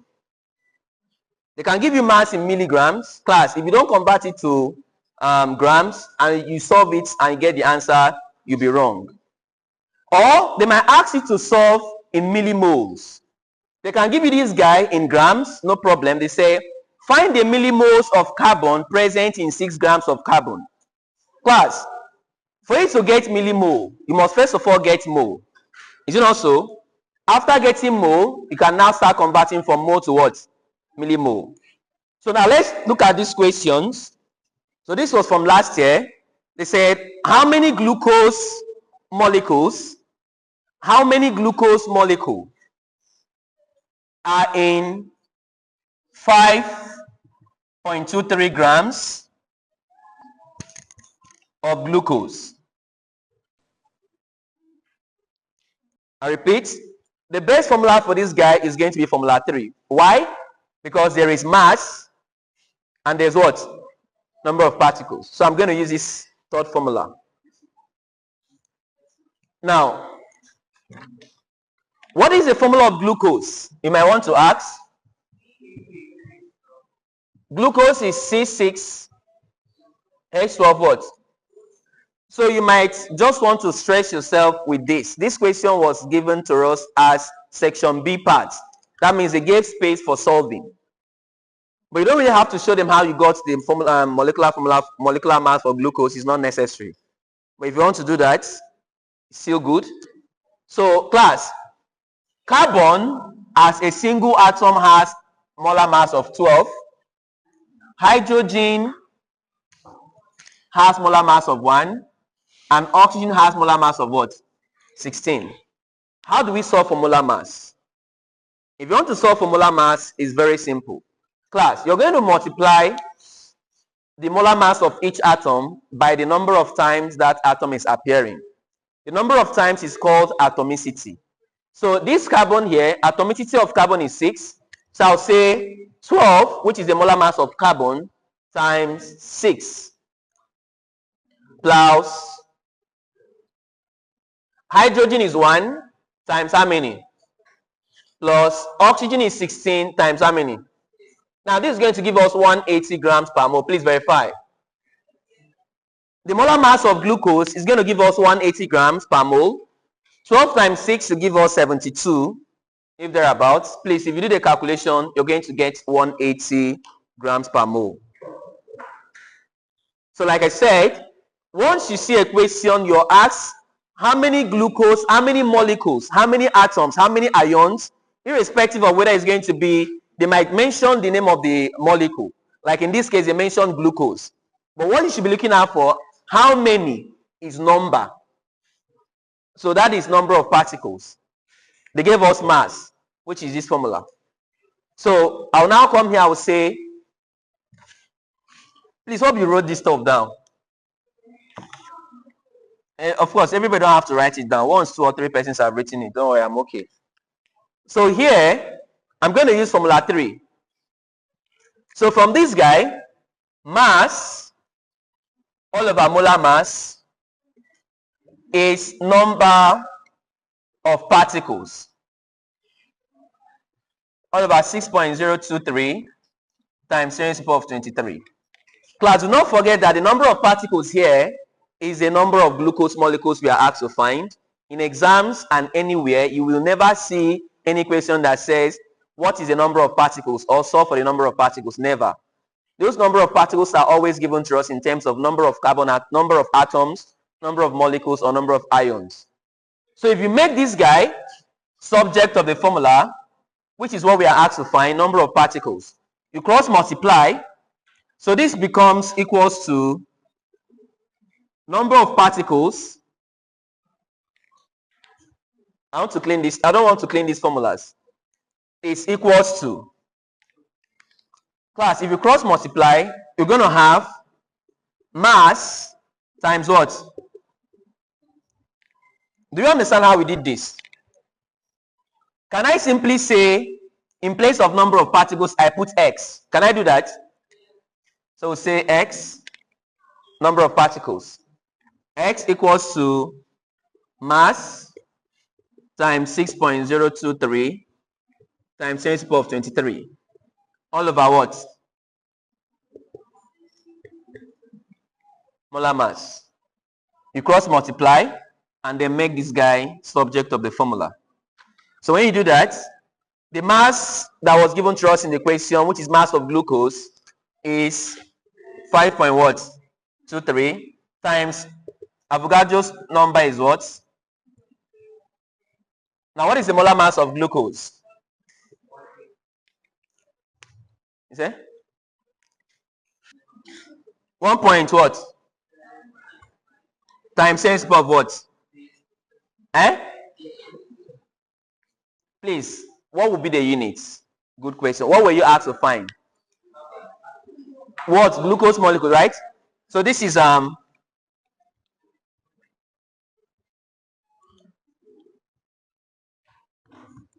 is it. So we have solved question using the last formula. So I'm going to clean all of this. Like I said, we're going to solve questions using 3 of them. Let's look at the next question. How many moles are present in 116 milligram sodium chloride?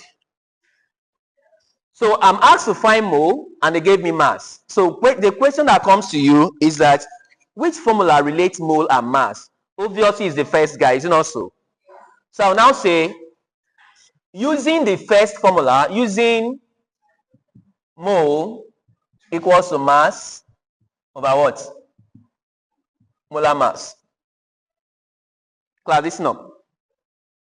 Remember I told us that if we must carry out this calculation, the mass, the unit must be in what? Grams. This guy is in what? Milligrams, isn't it also?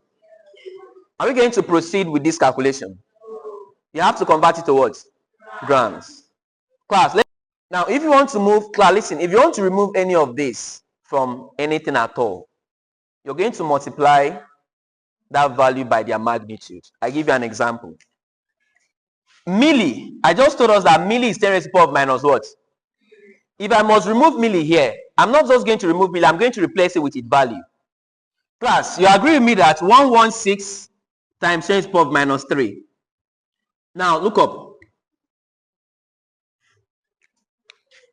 The place of milli, I put what? So I have removed milli and I've replaced it with its value. When you do this, please press your calculator for me. This becomes 0.116 grams. So that is it. So this is a formula I'm going to make use of. I'm asked to find the mole. The mass was given to me in milligrams, but I know fully well that I cannot proceed with this calculation in milligrams. It has to be in grams. I convert it to grams. The next thing I'm going to do is, the formula I'm going to make use of requires that we solve for the molar mass. Isn't it also? Now I will now say molar mass of NaCl.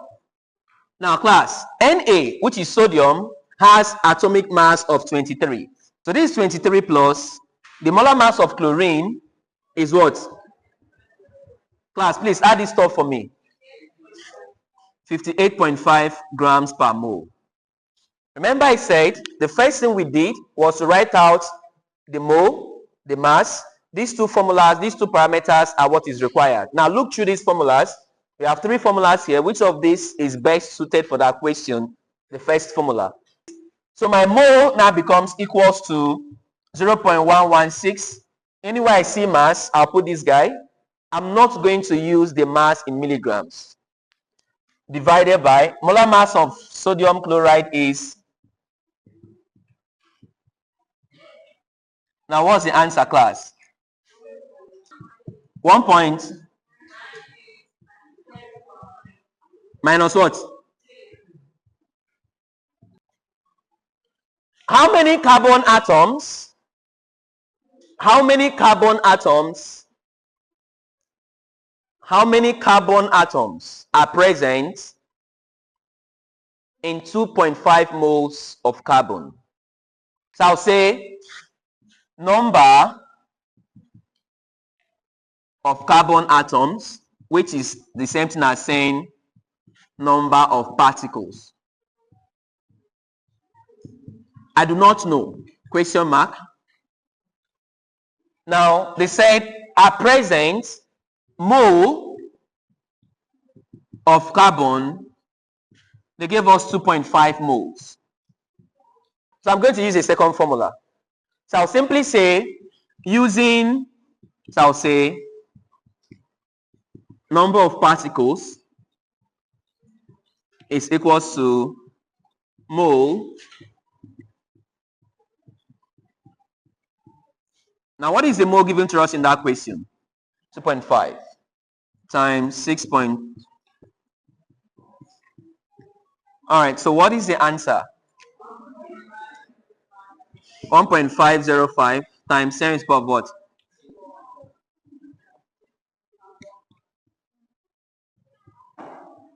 So that is that for mole concept. So the next one we're going to look at is ppm. I noticed that this question appeared last year 2 years ago and 3 years ago. It's always, repeating itself. So parts per million. Now, what are the nature of questions that can be asked here? Number one, expressing solutions to parts per million. That's one of the ways question can be asked. The next guy is converting molarity to parts per million. So let's take this question so that we can solve the first one. Express the concentration of 0.2 grams of iron sulfate per 300 ml in ppm. So this is the first one. Remember I said the first one is for us to express a solution to ppm. Class, in this first guy, the compound name is not necessary. I can equally say, I can even remove this. Look up. First thing first, what is ppm? ppm is parts per million, quite all right. But ppm is same thing as milligrams per what? Liters. So in other words, ppm is milligram over what? Liters. So that's what it means. So in this case now, in this question, they said I should convert this guy to this. So this is what I'm going to do, class. For me to get ppm, the mass has to be what? Milligrams. The volume has to be what? But if you look at this question, the mass is in what? So I'll first of all convert grams to what? The volume is in what? Mil, right? Did I hear milligrams? Jesus Christ. More. Now no kill me for this. Which one is milligrams in? So please look up. So there are two ways you can do this. Is either you solve this stuff individually, convert the grams to milligrams, and convert the volume to liters. Both of them. And I don't like stress. So let's say convert 0.2 grams to mg. Now look up. From grams to milligrams, that comes 0.2 divided by 10 raised to the power of what? Minus 3. That is it. So what is the answer? 200 mg. So I've succeeded in converting grams to milligrams. Now the second guy is convert 300 mil to liters. Class, this is still milli, is it not so? If I want to remove milli, I will multiply this with the value of milli, is it not so? What is the value of milli? So I will say this is 300 times 10 raised to the power of what? Minus 3. This is now equals to what? 0.3 liters. Shaking. So I've succeeded in converting the grams to milligrams to get millis, because what am I trying to do? They asked me to express this in parts per million. I know that parts per million is equivalent to milligrams over liters. So whatever mass that was given to me in units other than milligrams, I need to convert it to milligrams. Whatever unit that was given to me other than liters, I need to convert it to liters. So I converted the grams to milligrams, and I converted the milliliters to liters. So what I'm going to do next is to simply say ppm is equals to, sorry, I meant to say equals to. Now, the value of this guy was what? 200 mg divided by, this guy is what? What's the answer here?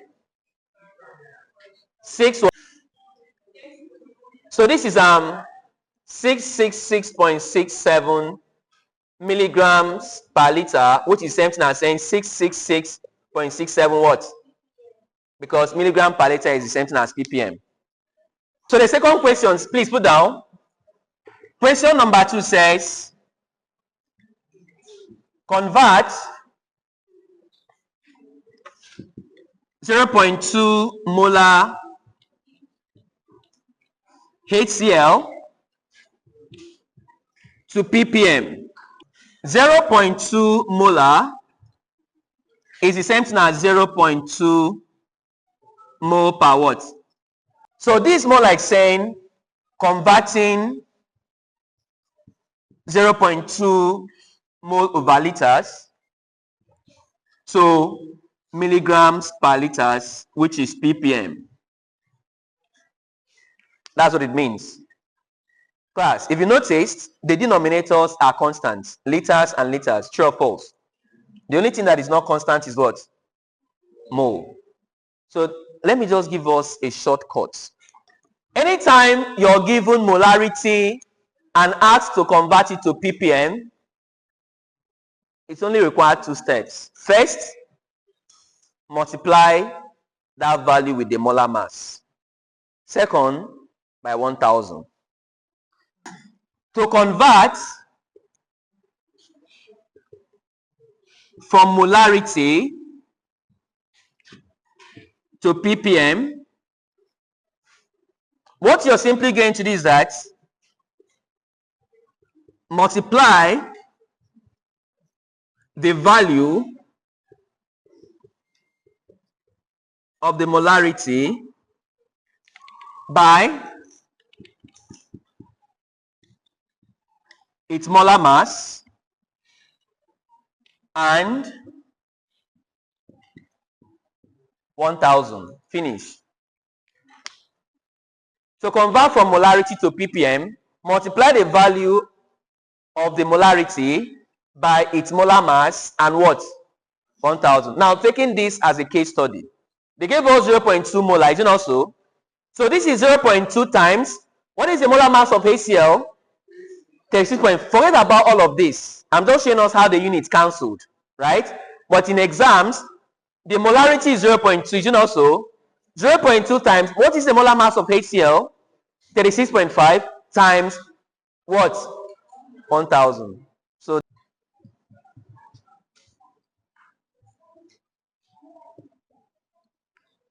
now let's quickly talk about PPT and then we'll wrap it up.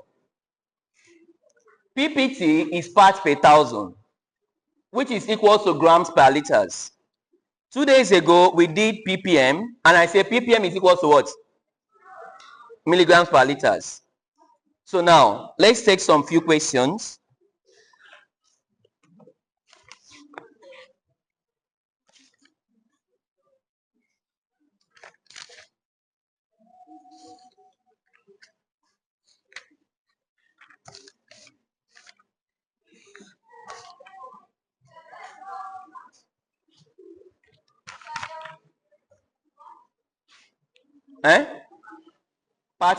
Parts per million.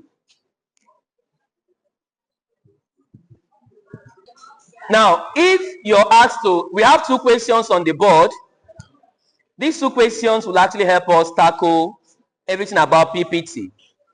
The first one said, express the concentration of 0.2 grams per 300 ml of solution in PPT.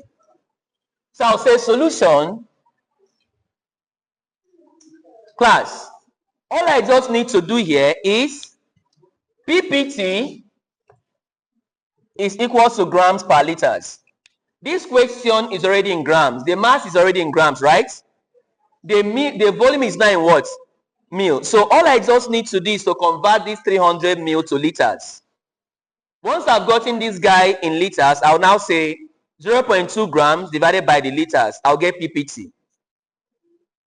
So assuming this guy was in milligram and this guy was in liters, all I need to do is to make sure that the mass is in what? Grams. Volume is in what? Liters. I will divide. So here, my mass, for the first question, mass is 0.2 grams. Volume is 300 mil. So I need to convert the volume to liters. I'll divide by 1000. So when I divide by 1000, this guy becomes 0.3 liters. So I've succeeded in converting the volume to liters.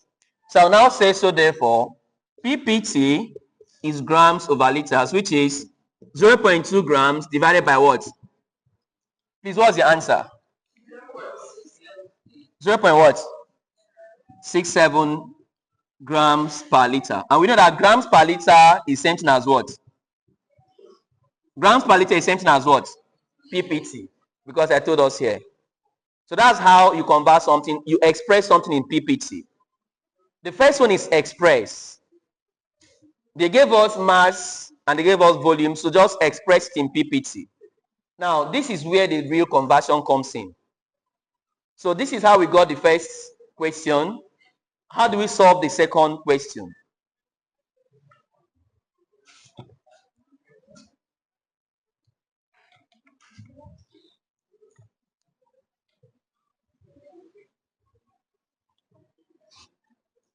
Please, everybody should look up.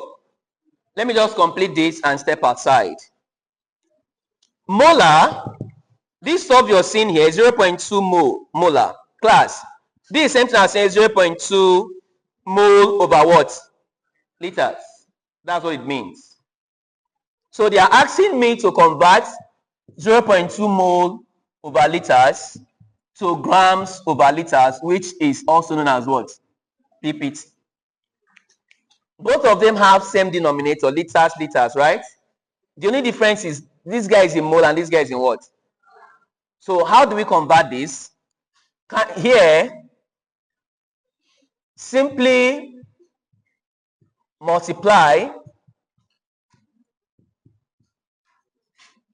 the value, that is the mole, by its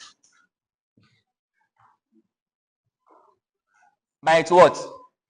Molar mass. Finish. Class, recall that, let me show something. Mole equals to mass over what? Molar mass. If I want to find mass when I know the mole, I already know the mole of this guy to be 0.2, right? I want to convert this mass, this mole, to grams, which is in mass. So if you make M subject of the formula, this will now become mole times what? Molar mass. So this is what I just said here. Multiply the mole, which is this guy, by the what? Molar mass. Once you've done that, you've gotten your PPT.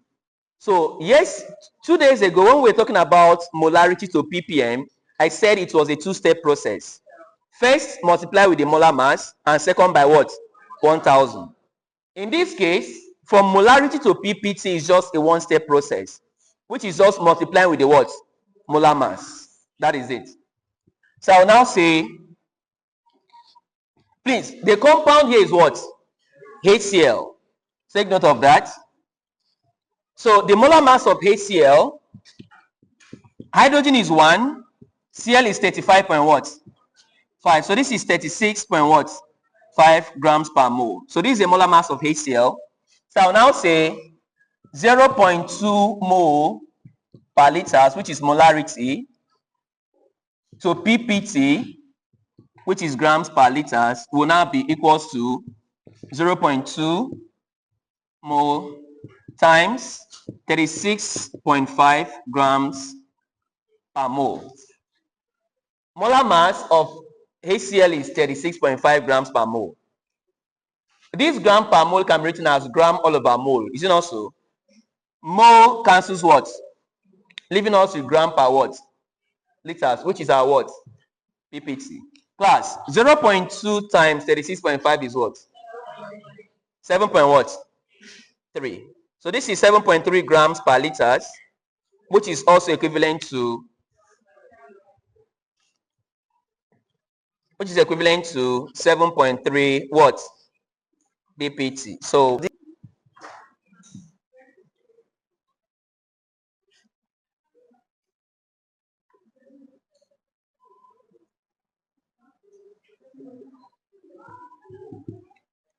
where N is the number of atoms of the element.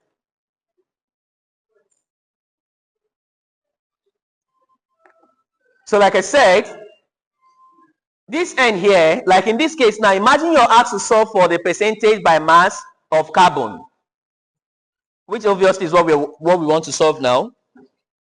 Please put down. Calculate the percentage of carbon by mass. Calculate the percentage of carbon by mass in C6H12O6. So the molar mass of this guy, we already did this guy, is going to be 12, which is carbon, times the number of times carbon is appearing, which is 6, plus 1 of hydrogen times 12, plus 16 of oxygen times 6. So this will give us 180 grams per mole. Please look up. So in this compound, I'll say solution, percentage of carbon becomes equals to N is the number of atoms of the element. Class, the element here is carbon. How many times is carbon appearing here? 6. So I'll say 6 times. What is the molar mass of carbon, class? 12. From here is 12 divided by, what is the molar mass of the entire compound? The compound is C6H12O6, which is 180, right? So this is divided by 180 times what? Please press your calculator for me. This 180 grams, the mass of the entire compound, carbon contributed 40%. Now, periodic table, we have the historical development of periodic table. Remember, the periodic table we know now is in a form of a table. But before we actually have what we have now, a lot of persons has proposed, a lot of stuff that will help us arrive at where we are now. The first one is triad. So I'm just going to detect it. Please put down.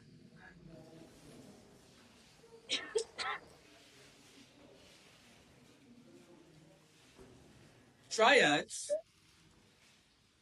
are a group of 3 elements which has similar chemical property.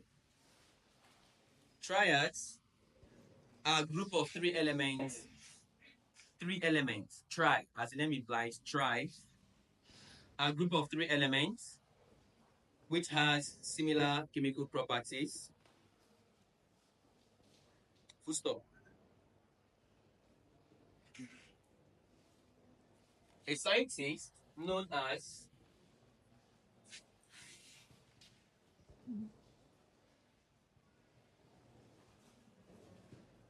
a German scientist known as Doberenia actually coined that.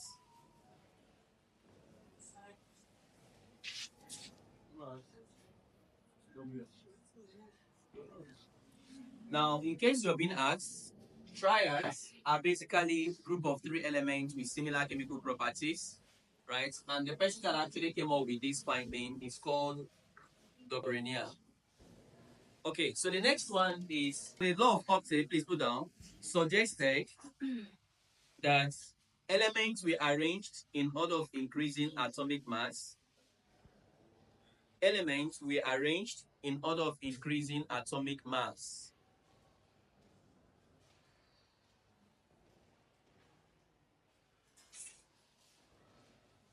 Full stop. Please, let's continue. Here, similar properties were observed for 8 elements. Here, similar properties were observed for 8 elements, just like the 8 octaves in music.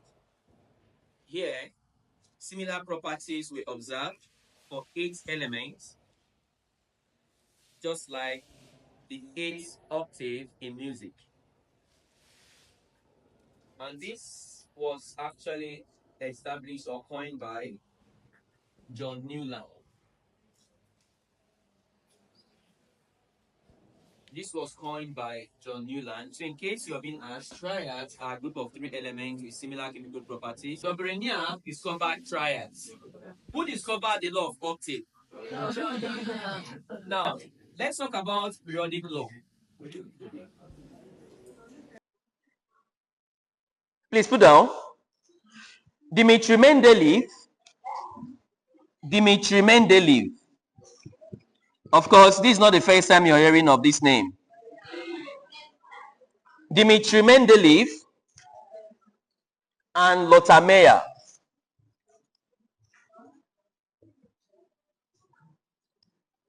Dmitry Mendeleev and Lothar Meyer. Dmitry Mendeleev and Lothar Meyer working independently established that properties of elements are periodic in nature. Dmitry Mendeleev and Lothar Meyer established that properties of elements are periodic in nature. Now let me break this stuff down. This Dimitri Mendeleev, they came up with periodic law. And what is periodic law? The chemical and physical properties of elements are periodic in what?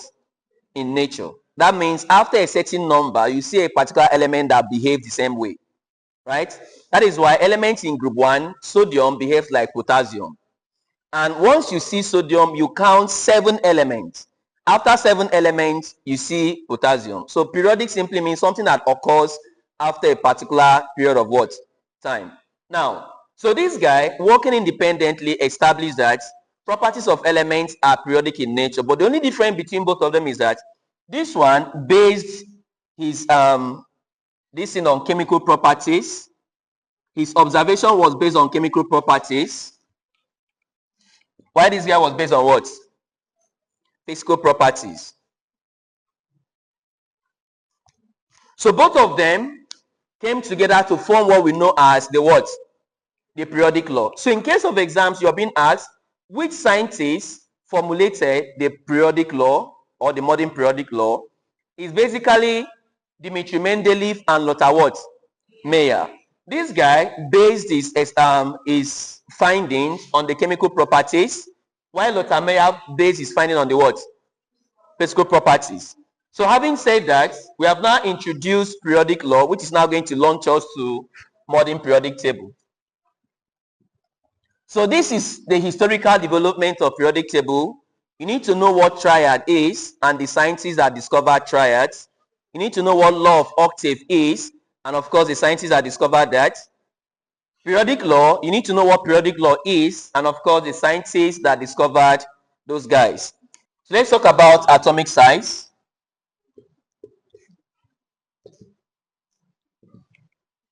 Let's talk about atomic size. Please put down.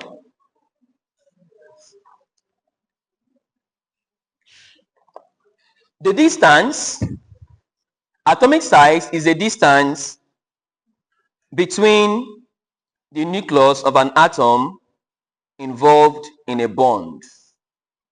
The distance between the nucleus of an atom involved in a bond. Atomic size is the distance between the nucleus of an atom involved in a bond.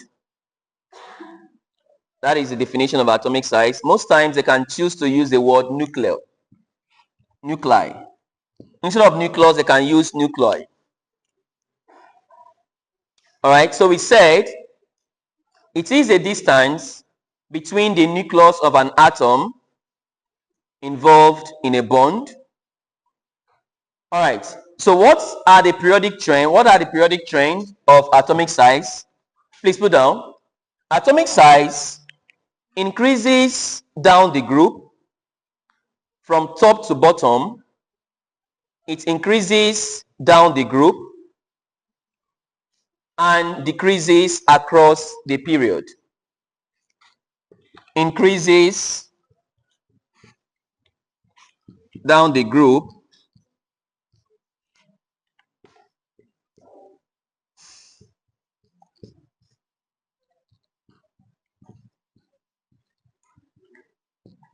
and decreases across the period. That's the trend of that guy. So I'm going to define all of them straight. We're going to take their periodic trend. Afterwards, we start solving problems. I think that will be better. So what is atomic size? I've given us what is the trend of this guy. Down the group in a periodic table, like as you're moving from hydrogen to lithium to sodium to potassium, the size becomes bigger. And they might ask you, what is the reason why sizes becomes bigger as you go down the group? Class. Sizes becomes bigger as you go down the group because of additional shells. Increase in what? Shells. Class. Elements in period 1 has 1 shell. Elements in period 2 has how many shell? 2 shell. Elements in period 3 has how many shell? Period 4 has how many? So as you're going down, the shell is increasing in size. Is it not so? And the distance from the nucleus to the outermost shell also becomes what? Bigger. So let's look at the next property, ionization energy.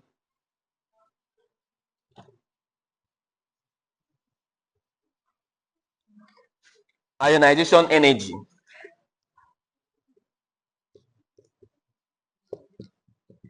Now, ionization energy is the amount of energy required to remove the most loosely bound electron. Amount of energy required to remove the most loosely bound electron from a gaseous atom. Amount of energy required to remove the most loosely bound electron. Loosely bound electron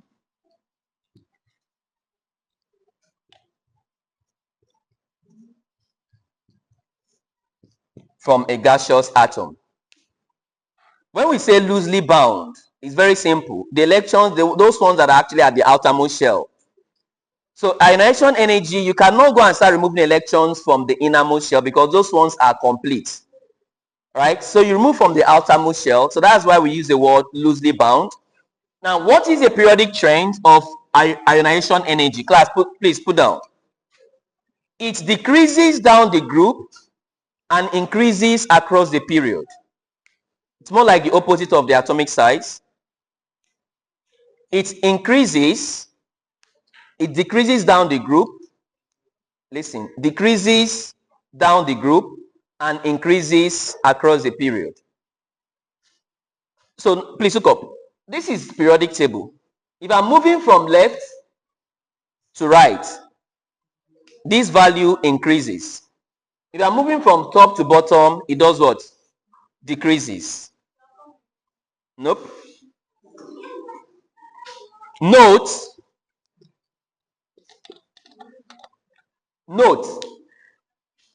ionization energy is inversely proportional to the atomic size.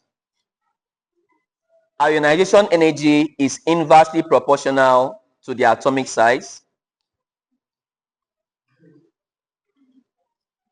Full stop. When something is inversely proportional, what does it mean? It means that for smaller atoms, right, the value of ionization energy will be what? High. For bigger atoms, the value will be what? Low. That's what it means. Let's put down the next one. Electron affinity.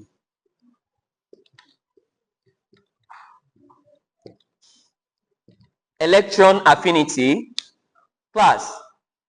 Electron affinity is the opposite of ionization energy. Don't write this particular one, just listen. Electron affinity is the what? Opposite of what? In ionization energy, listen, ionization energy is basically the energy required to remove electron. For you to remove electron, you have to put energy. You know so? In electron affinity, you're adding electron. Affinity means attraction. If, oh, I have affinity for this guy or for this stuff, it means I'm attracted to this stuff, right? So when they talk about electron affinity, it is the ability of that atom to attract electron to itself. So please put down, electron affinity is the energy change that occurs when electron is added to a gaseous atom. Energy change that occurs when electron is added to a gaseous atom. Full stop.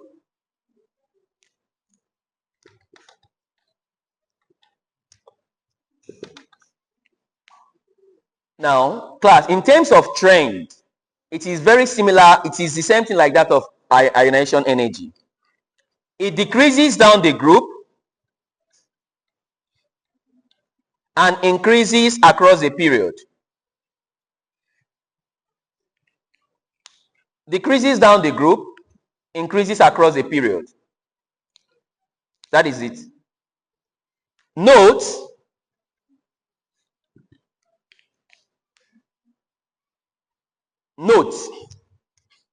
Electron affinity is inversely proportional to atomic size, just like I told us for ionization energy.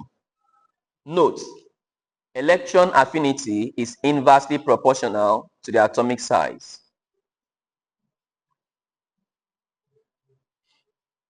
All right.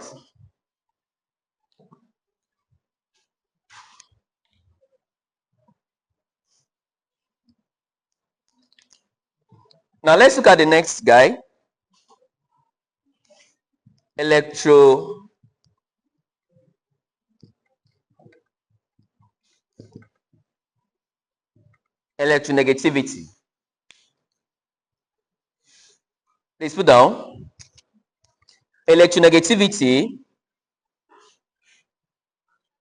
is the ability of an atom to attract electron to itself when involved in bonding. The ability of an atom to attract electron to itself when involved in bonding. Full stop. It decreases the same trend like the previous two. Decreases down the group and increases across a period. Decreases down the group and increases across a period.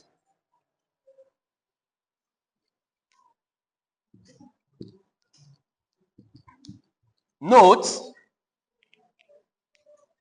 electronegativity is inversely proportional to atomic size. Electronegativity is inversely proportional to atomic size.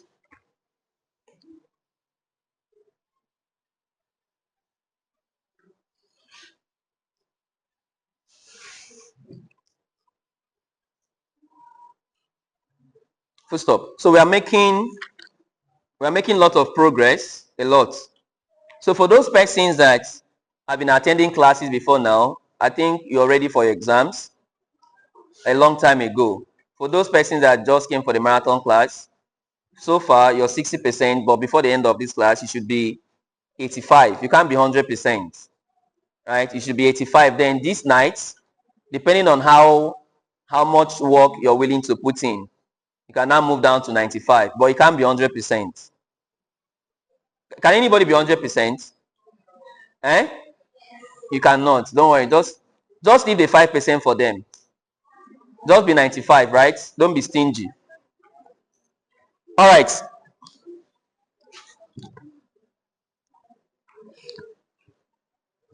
Arrange the following in order of increasing size. Arrange the following in order of increasing size. Arrange the following in order of increasing size.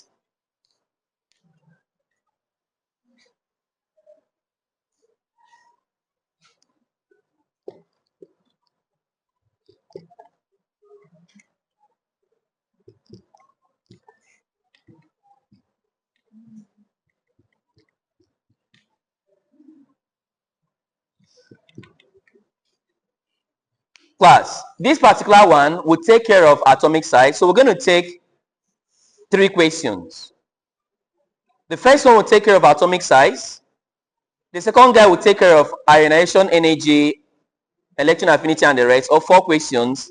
Then the third one will take care of isoelectronics. Please look up. You are asked to arrange this element. Arrange the element in order of increasing size.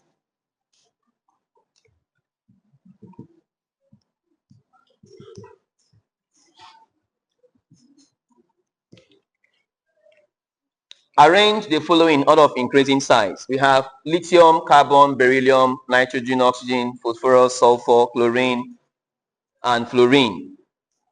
Now, how do I go about this? Class, before I proceed, I would like to tell us this. In periodic table, we said, as you go down the group, element size gets bigger. Is it not so? As you move across the period, the size gets what? Smaller. Now, what is responsible for that? As you go down the group, there's additional what? Shells. Elements in period 1 has 1 shell. Period 2 has 2 shells. Period 3 has how many shells? Period 4 has how many? Please look up. It means that as you're going down the group, period 4 will be bigger than period 3 because this guy has how many shells? 4. Obviously, elements with 4 shells will be bigger than the one with how many shells? 3. 3 will be bigger than the one with how many? 2 will be bigger than the one with how many? 1. So how do we solve this? First thing first, please try as much as you can to arrange the elements according to their period. Arrange them according to their what? It's recording, it's low battery.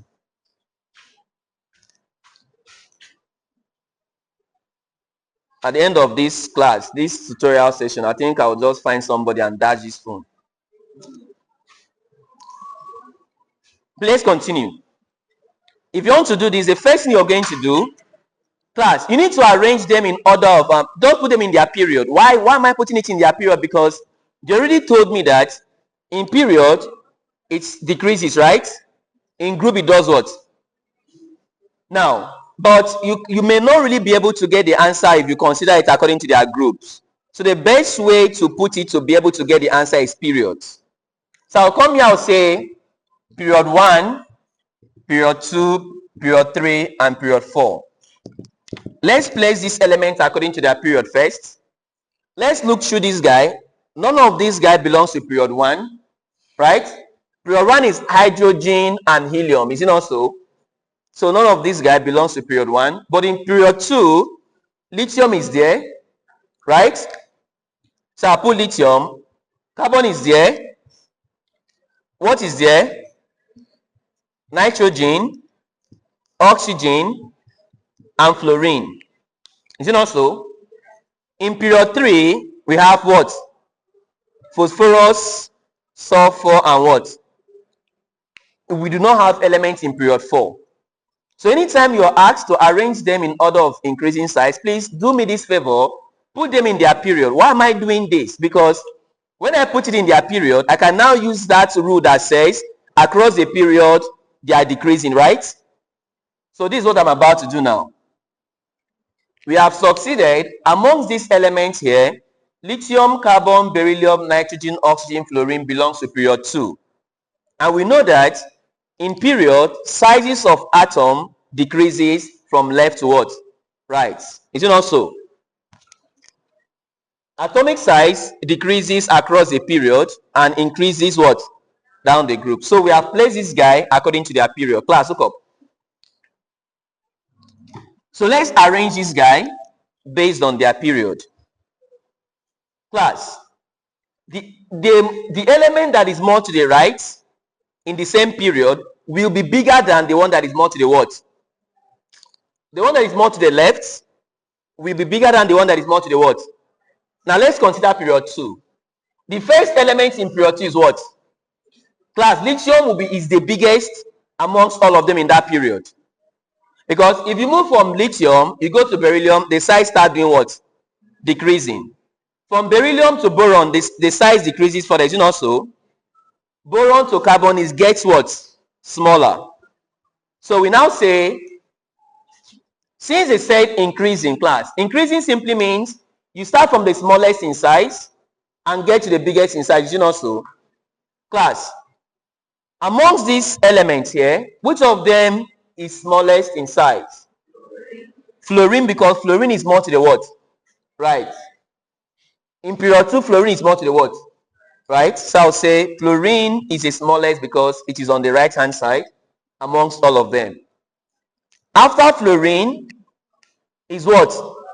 Oxygen. After oxygen is what? There's nitrogen here. After nitrogen is what?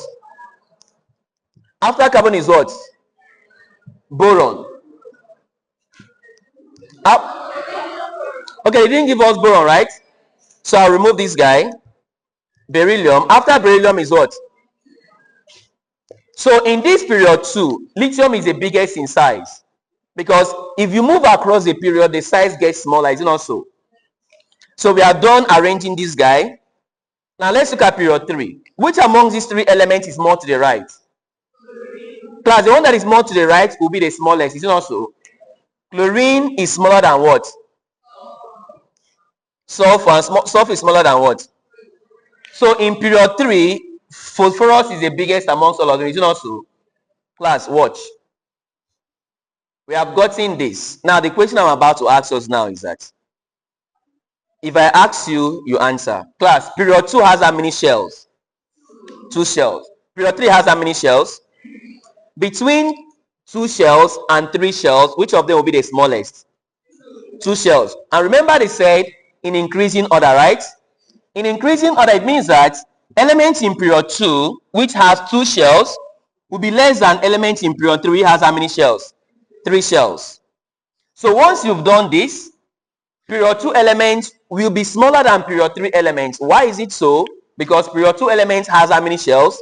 2. This guy has how many? I can now come here. What was the arrangement we had for period 2? You put it here. Arrangement was, in period 2, fluorine is less than what? Less than what? Less than what? Less than what? Less than what? You now say, period 3 element is now what? Chlorine less than what? So this is the answer to that question. I know some persons are confused. Class, what are isoelectronics? Isoelectronics are species, atoms, or ions with same number of electrons. Isoelectronics are species. They can be an atom or they can be an ion that have same number of electrons. Their proton number or the atomic number might differ, but then their number of electrons, once they are the same, we call them isoelectronics. Now, example of isoelectronics, we have 2 electrons isoelectronics. We have 10 electrons. And we have 18 electrons. Example of 2 electrons isoelectronics, we have lithium plus, beryllium 2 plus. You might want to ask, why is it 2 electrons? Lithium has atomic number of 3. Plus means it has lost 1 electron, right? 3 minus 1 is how many? 2. So that is why this guy is 2 electrons. Beryllium has atomic number of how many? 4. So when beryllium loses 2 electrons, we have with how many left? 2. So lithium, beryllium both have 2 electrons. If I want to add an atom, helium also have 2 electrons, helium atom. 10 electrons isoelectronics are species that have 10 electrons. Example of such, we have sodium plus. Class, sodium has atomic number of 11, right? When it loses 1 electron, it becomes 10. We have magnesium 2 plus. We have aluminum what? 3 plus. We have nitrogen 3 minus. Please, minus means addition, right? Nitrogen has atomic number of 7. When you add 3 electrons to 7, it becomes how many? 10. Oxygen has 2 minus. Class, these are the isoelectronics that have 10 electrons. Let me tell us. Sodium has 11 atomic number. By the way, in case you're wondering how we come about that, number of electrons is calculated by saying atomic number minus charge. That is how we got the number of electrons.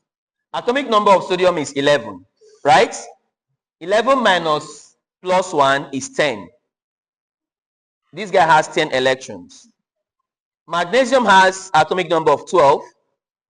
Plus 2 means removal of 2 electrons. 12 minus 2 is 10. Aluminum has 13 electrons. 13 minus 3 is 10. Class, nitrogen has how many? 7 minus, the charge on nitrogen is how many? Minus 3. Minus is what? 7 plus 3 is how many? Oxygen has 8 atomic number. 8 minus 2. Minus is what? 8 plus 2 is 10. Fluorine has 9. 9 minus 1 is 10. So these are example of 10 electrons isoelectronics. Now, what are example of 18 electrons isoelectronics? Potassium ion. Potassium has atomic number of 19. Calcium 2 plus. Scandium 3 plus. Sulfur, phosphorus 3 minus. Sulfur 2 minus. Chlorine minus. Potassium has 19 atomic number. 19 minus 1 is 18. Calcium has 20. 20 minus 2 is 18. Scandium has 21. 21 minus 3 is 18. Phosphorus has 15. 15 plus 3 is 18. Sulfur has 16. 16 plus 2 is 18. Chlorine has 17. 17 plus 1 is 18. Now, why am I giving us this? Just in case in exams, they say, give 2 examples of isoelectronics of sodium. Imagine in exams, you're asked to give 2 isoelectronics of sodium. It simply means give 2 species that have how many electrons? 10. Sodium has 10 electrons, right? So you can choose from any one of these to give to them. They can say, give 3 isoelectronics of potassium. Potassium has 18 electrons, is it not so? Potassium ion, so you can choose any one of these. That is one of the ways question can be asked. But this question we have here is a different question which I'm going to explain. Class, listen and listen very carefully. Stop writing. Isoelectronics, they only have one thing in common, which is the number of what? Electrons. The atomic number is not the same. Atomic number is not what? Please note this. Note what I'm about to say now. Note. Please listen first before you write. For isoelectronics, their sizes, listen, their sizes increases with decrease in atomic number. For isoelectronics, their sizes increases with decrease in what? Atomic number. Which means the smaller the atomic number, the bigger the size of that guy. I repeat, their sizes increases with decrease in what? Atomic number, or vice versa. Now this is what I mean. Please let me plug.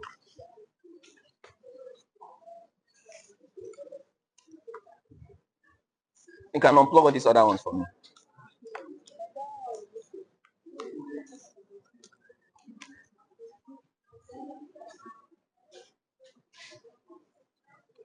All right, please look up. This question says, arrange the following in order of increasing size. In this case, they did not say we should arrange. They just said which of them is the lowest in size. But here they are asking us to arrange it. Class, they said, it means that they are asking me to start from the smallest in size to the what? Highest in size or biggest in size. So what do we do? This is what I'll do. Remember I said, the bigger the size of isoelectronics, the smaller the what? Atomic number. Do you remember? We need to sing. Don't worry, when you go back home, look at it again, you understand it. Now it's just flying, high, increasing in this, decreasing in this. So it's just going fiam, fiam, fiam. When you calm down, you understand it better. So look up. Arrange the following in order of increasing size. This is what you do. In order of increasing size, they are asking me to start from the smallest in size, right? So come here. Which of these will be the smallest in size? Because this guy has the highest atomic number, right? How come here I have aluminum? Which of these will be the biggest in size? Because sodium have the smallest atomic number, right? Good thing they gave us just 3, right? So if this guy is the smallest and this guy is the biggest, obviously we know where this guy would be. Where? In the middle. Since they said increasing order, increasing means, please, the sign you're always going to use for increasing is what? Less than. Because 1 is less than 2, 2 is less than what? The magnitude is going what? Up. So increasing order, you use less than. So this is this less than this and this less than this. So that is the answer to that question. This is the biggest in size and this is the smallest in size. So with this now, everything about periodic table done and what?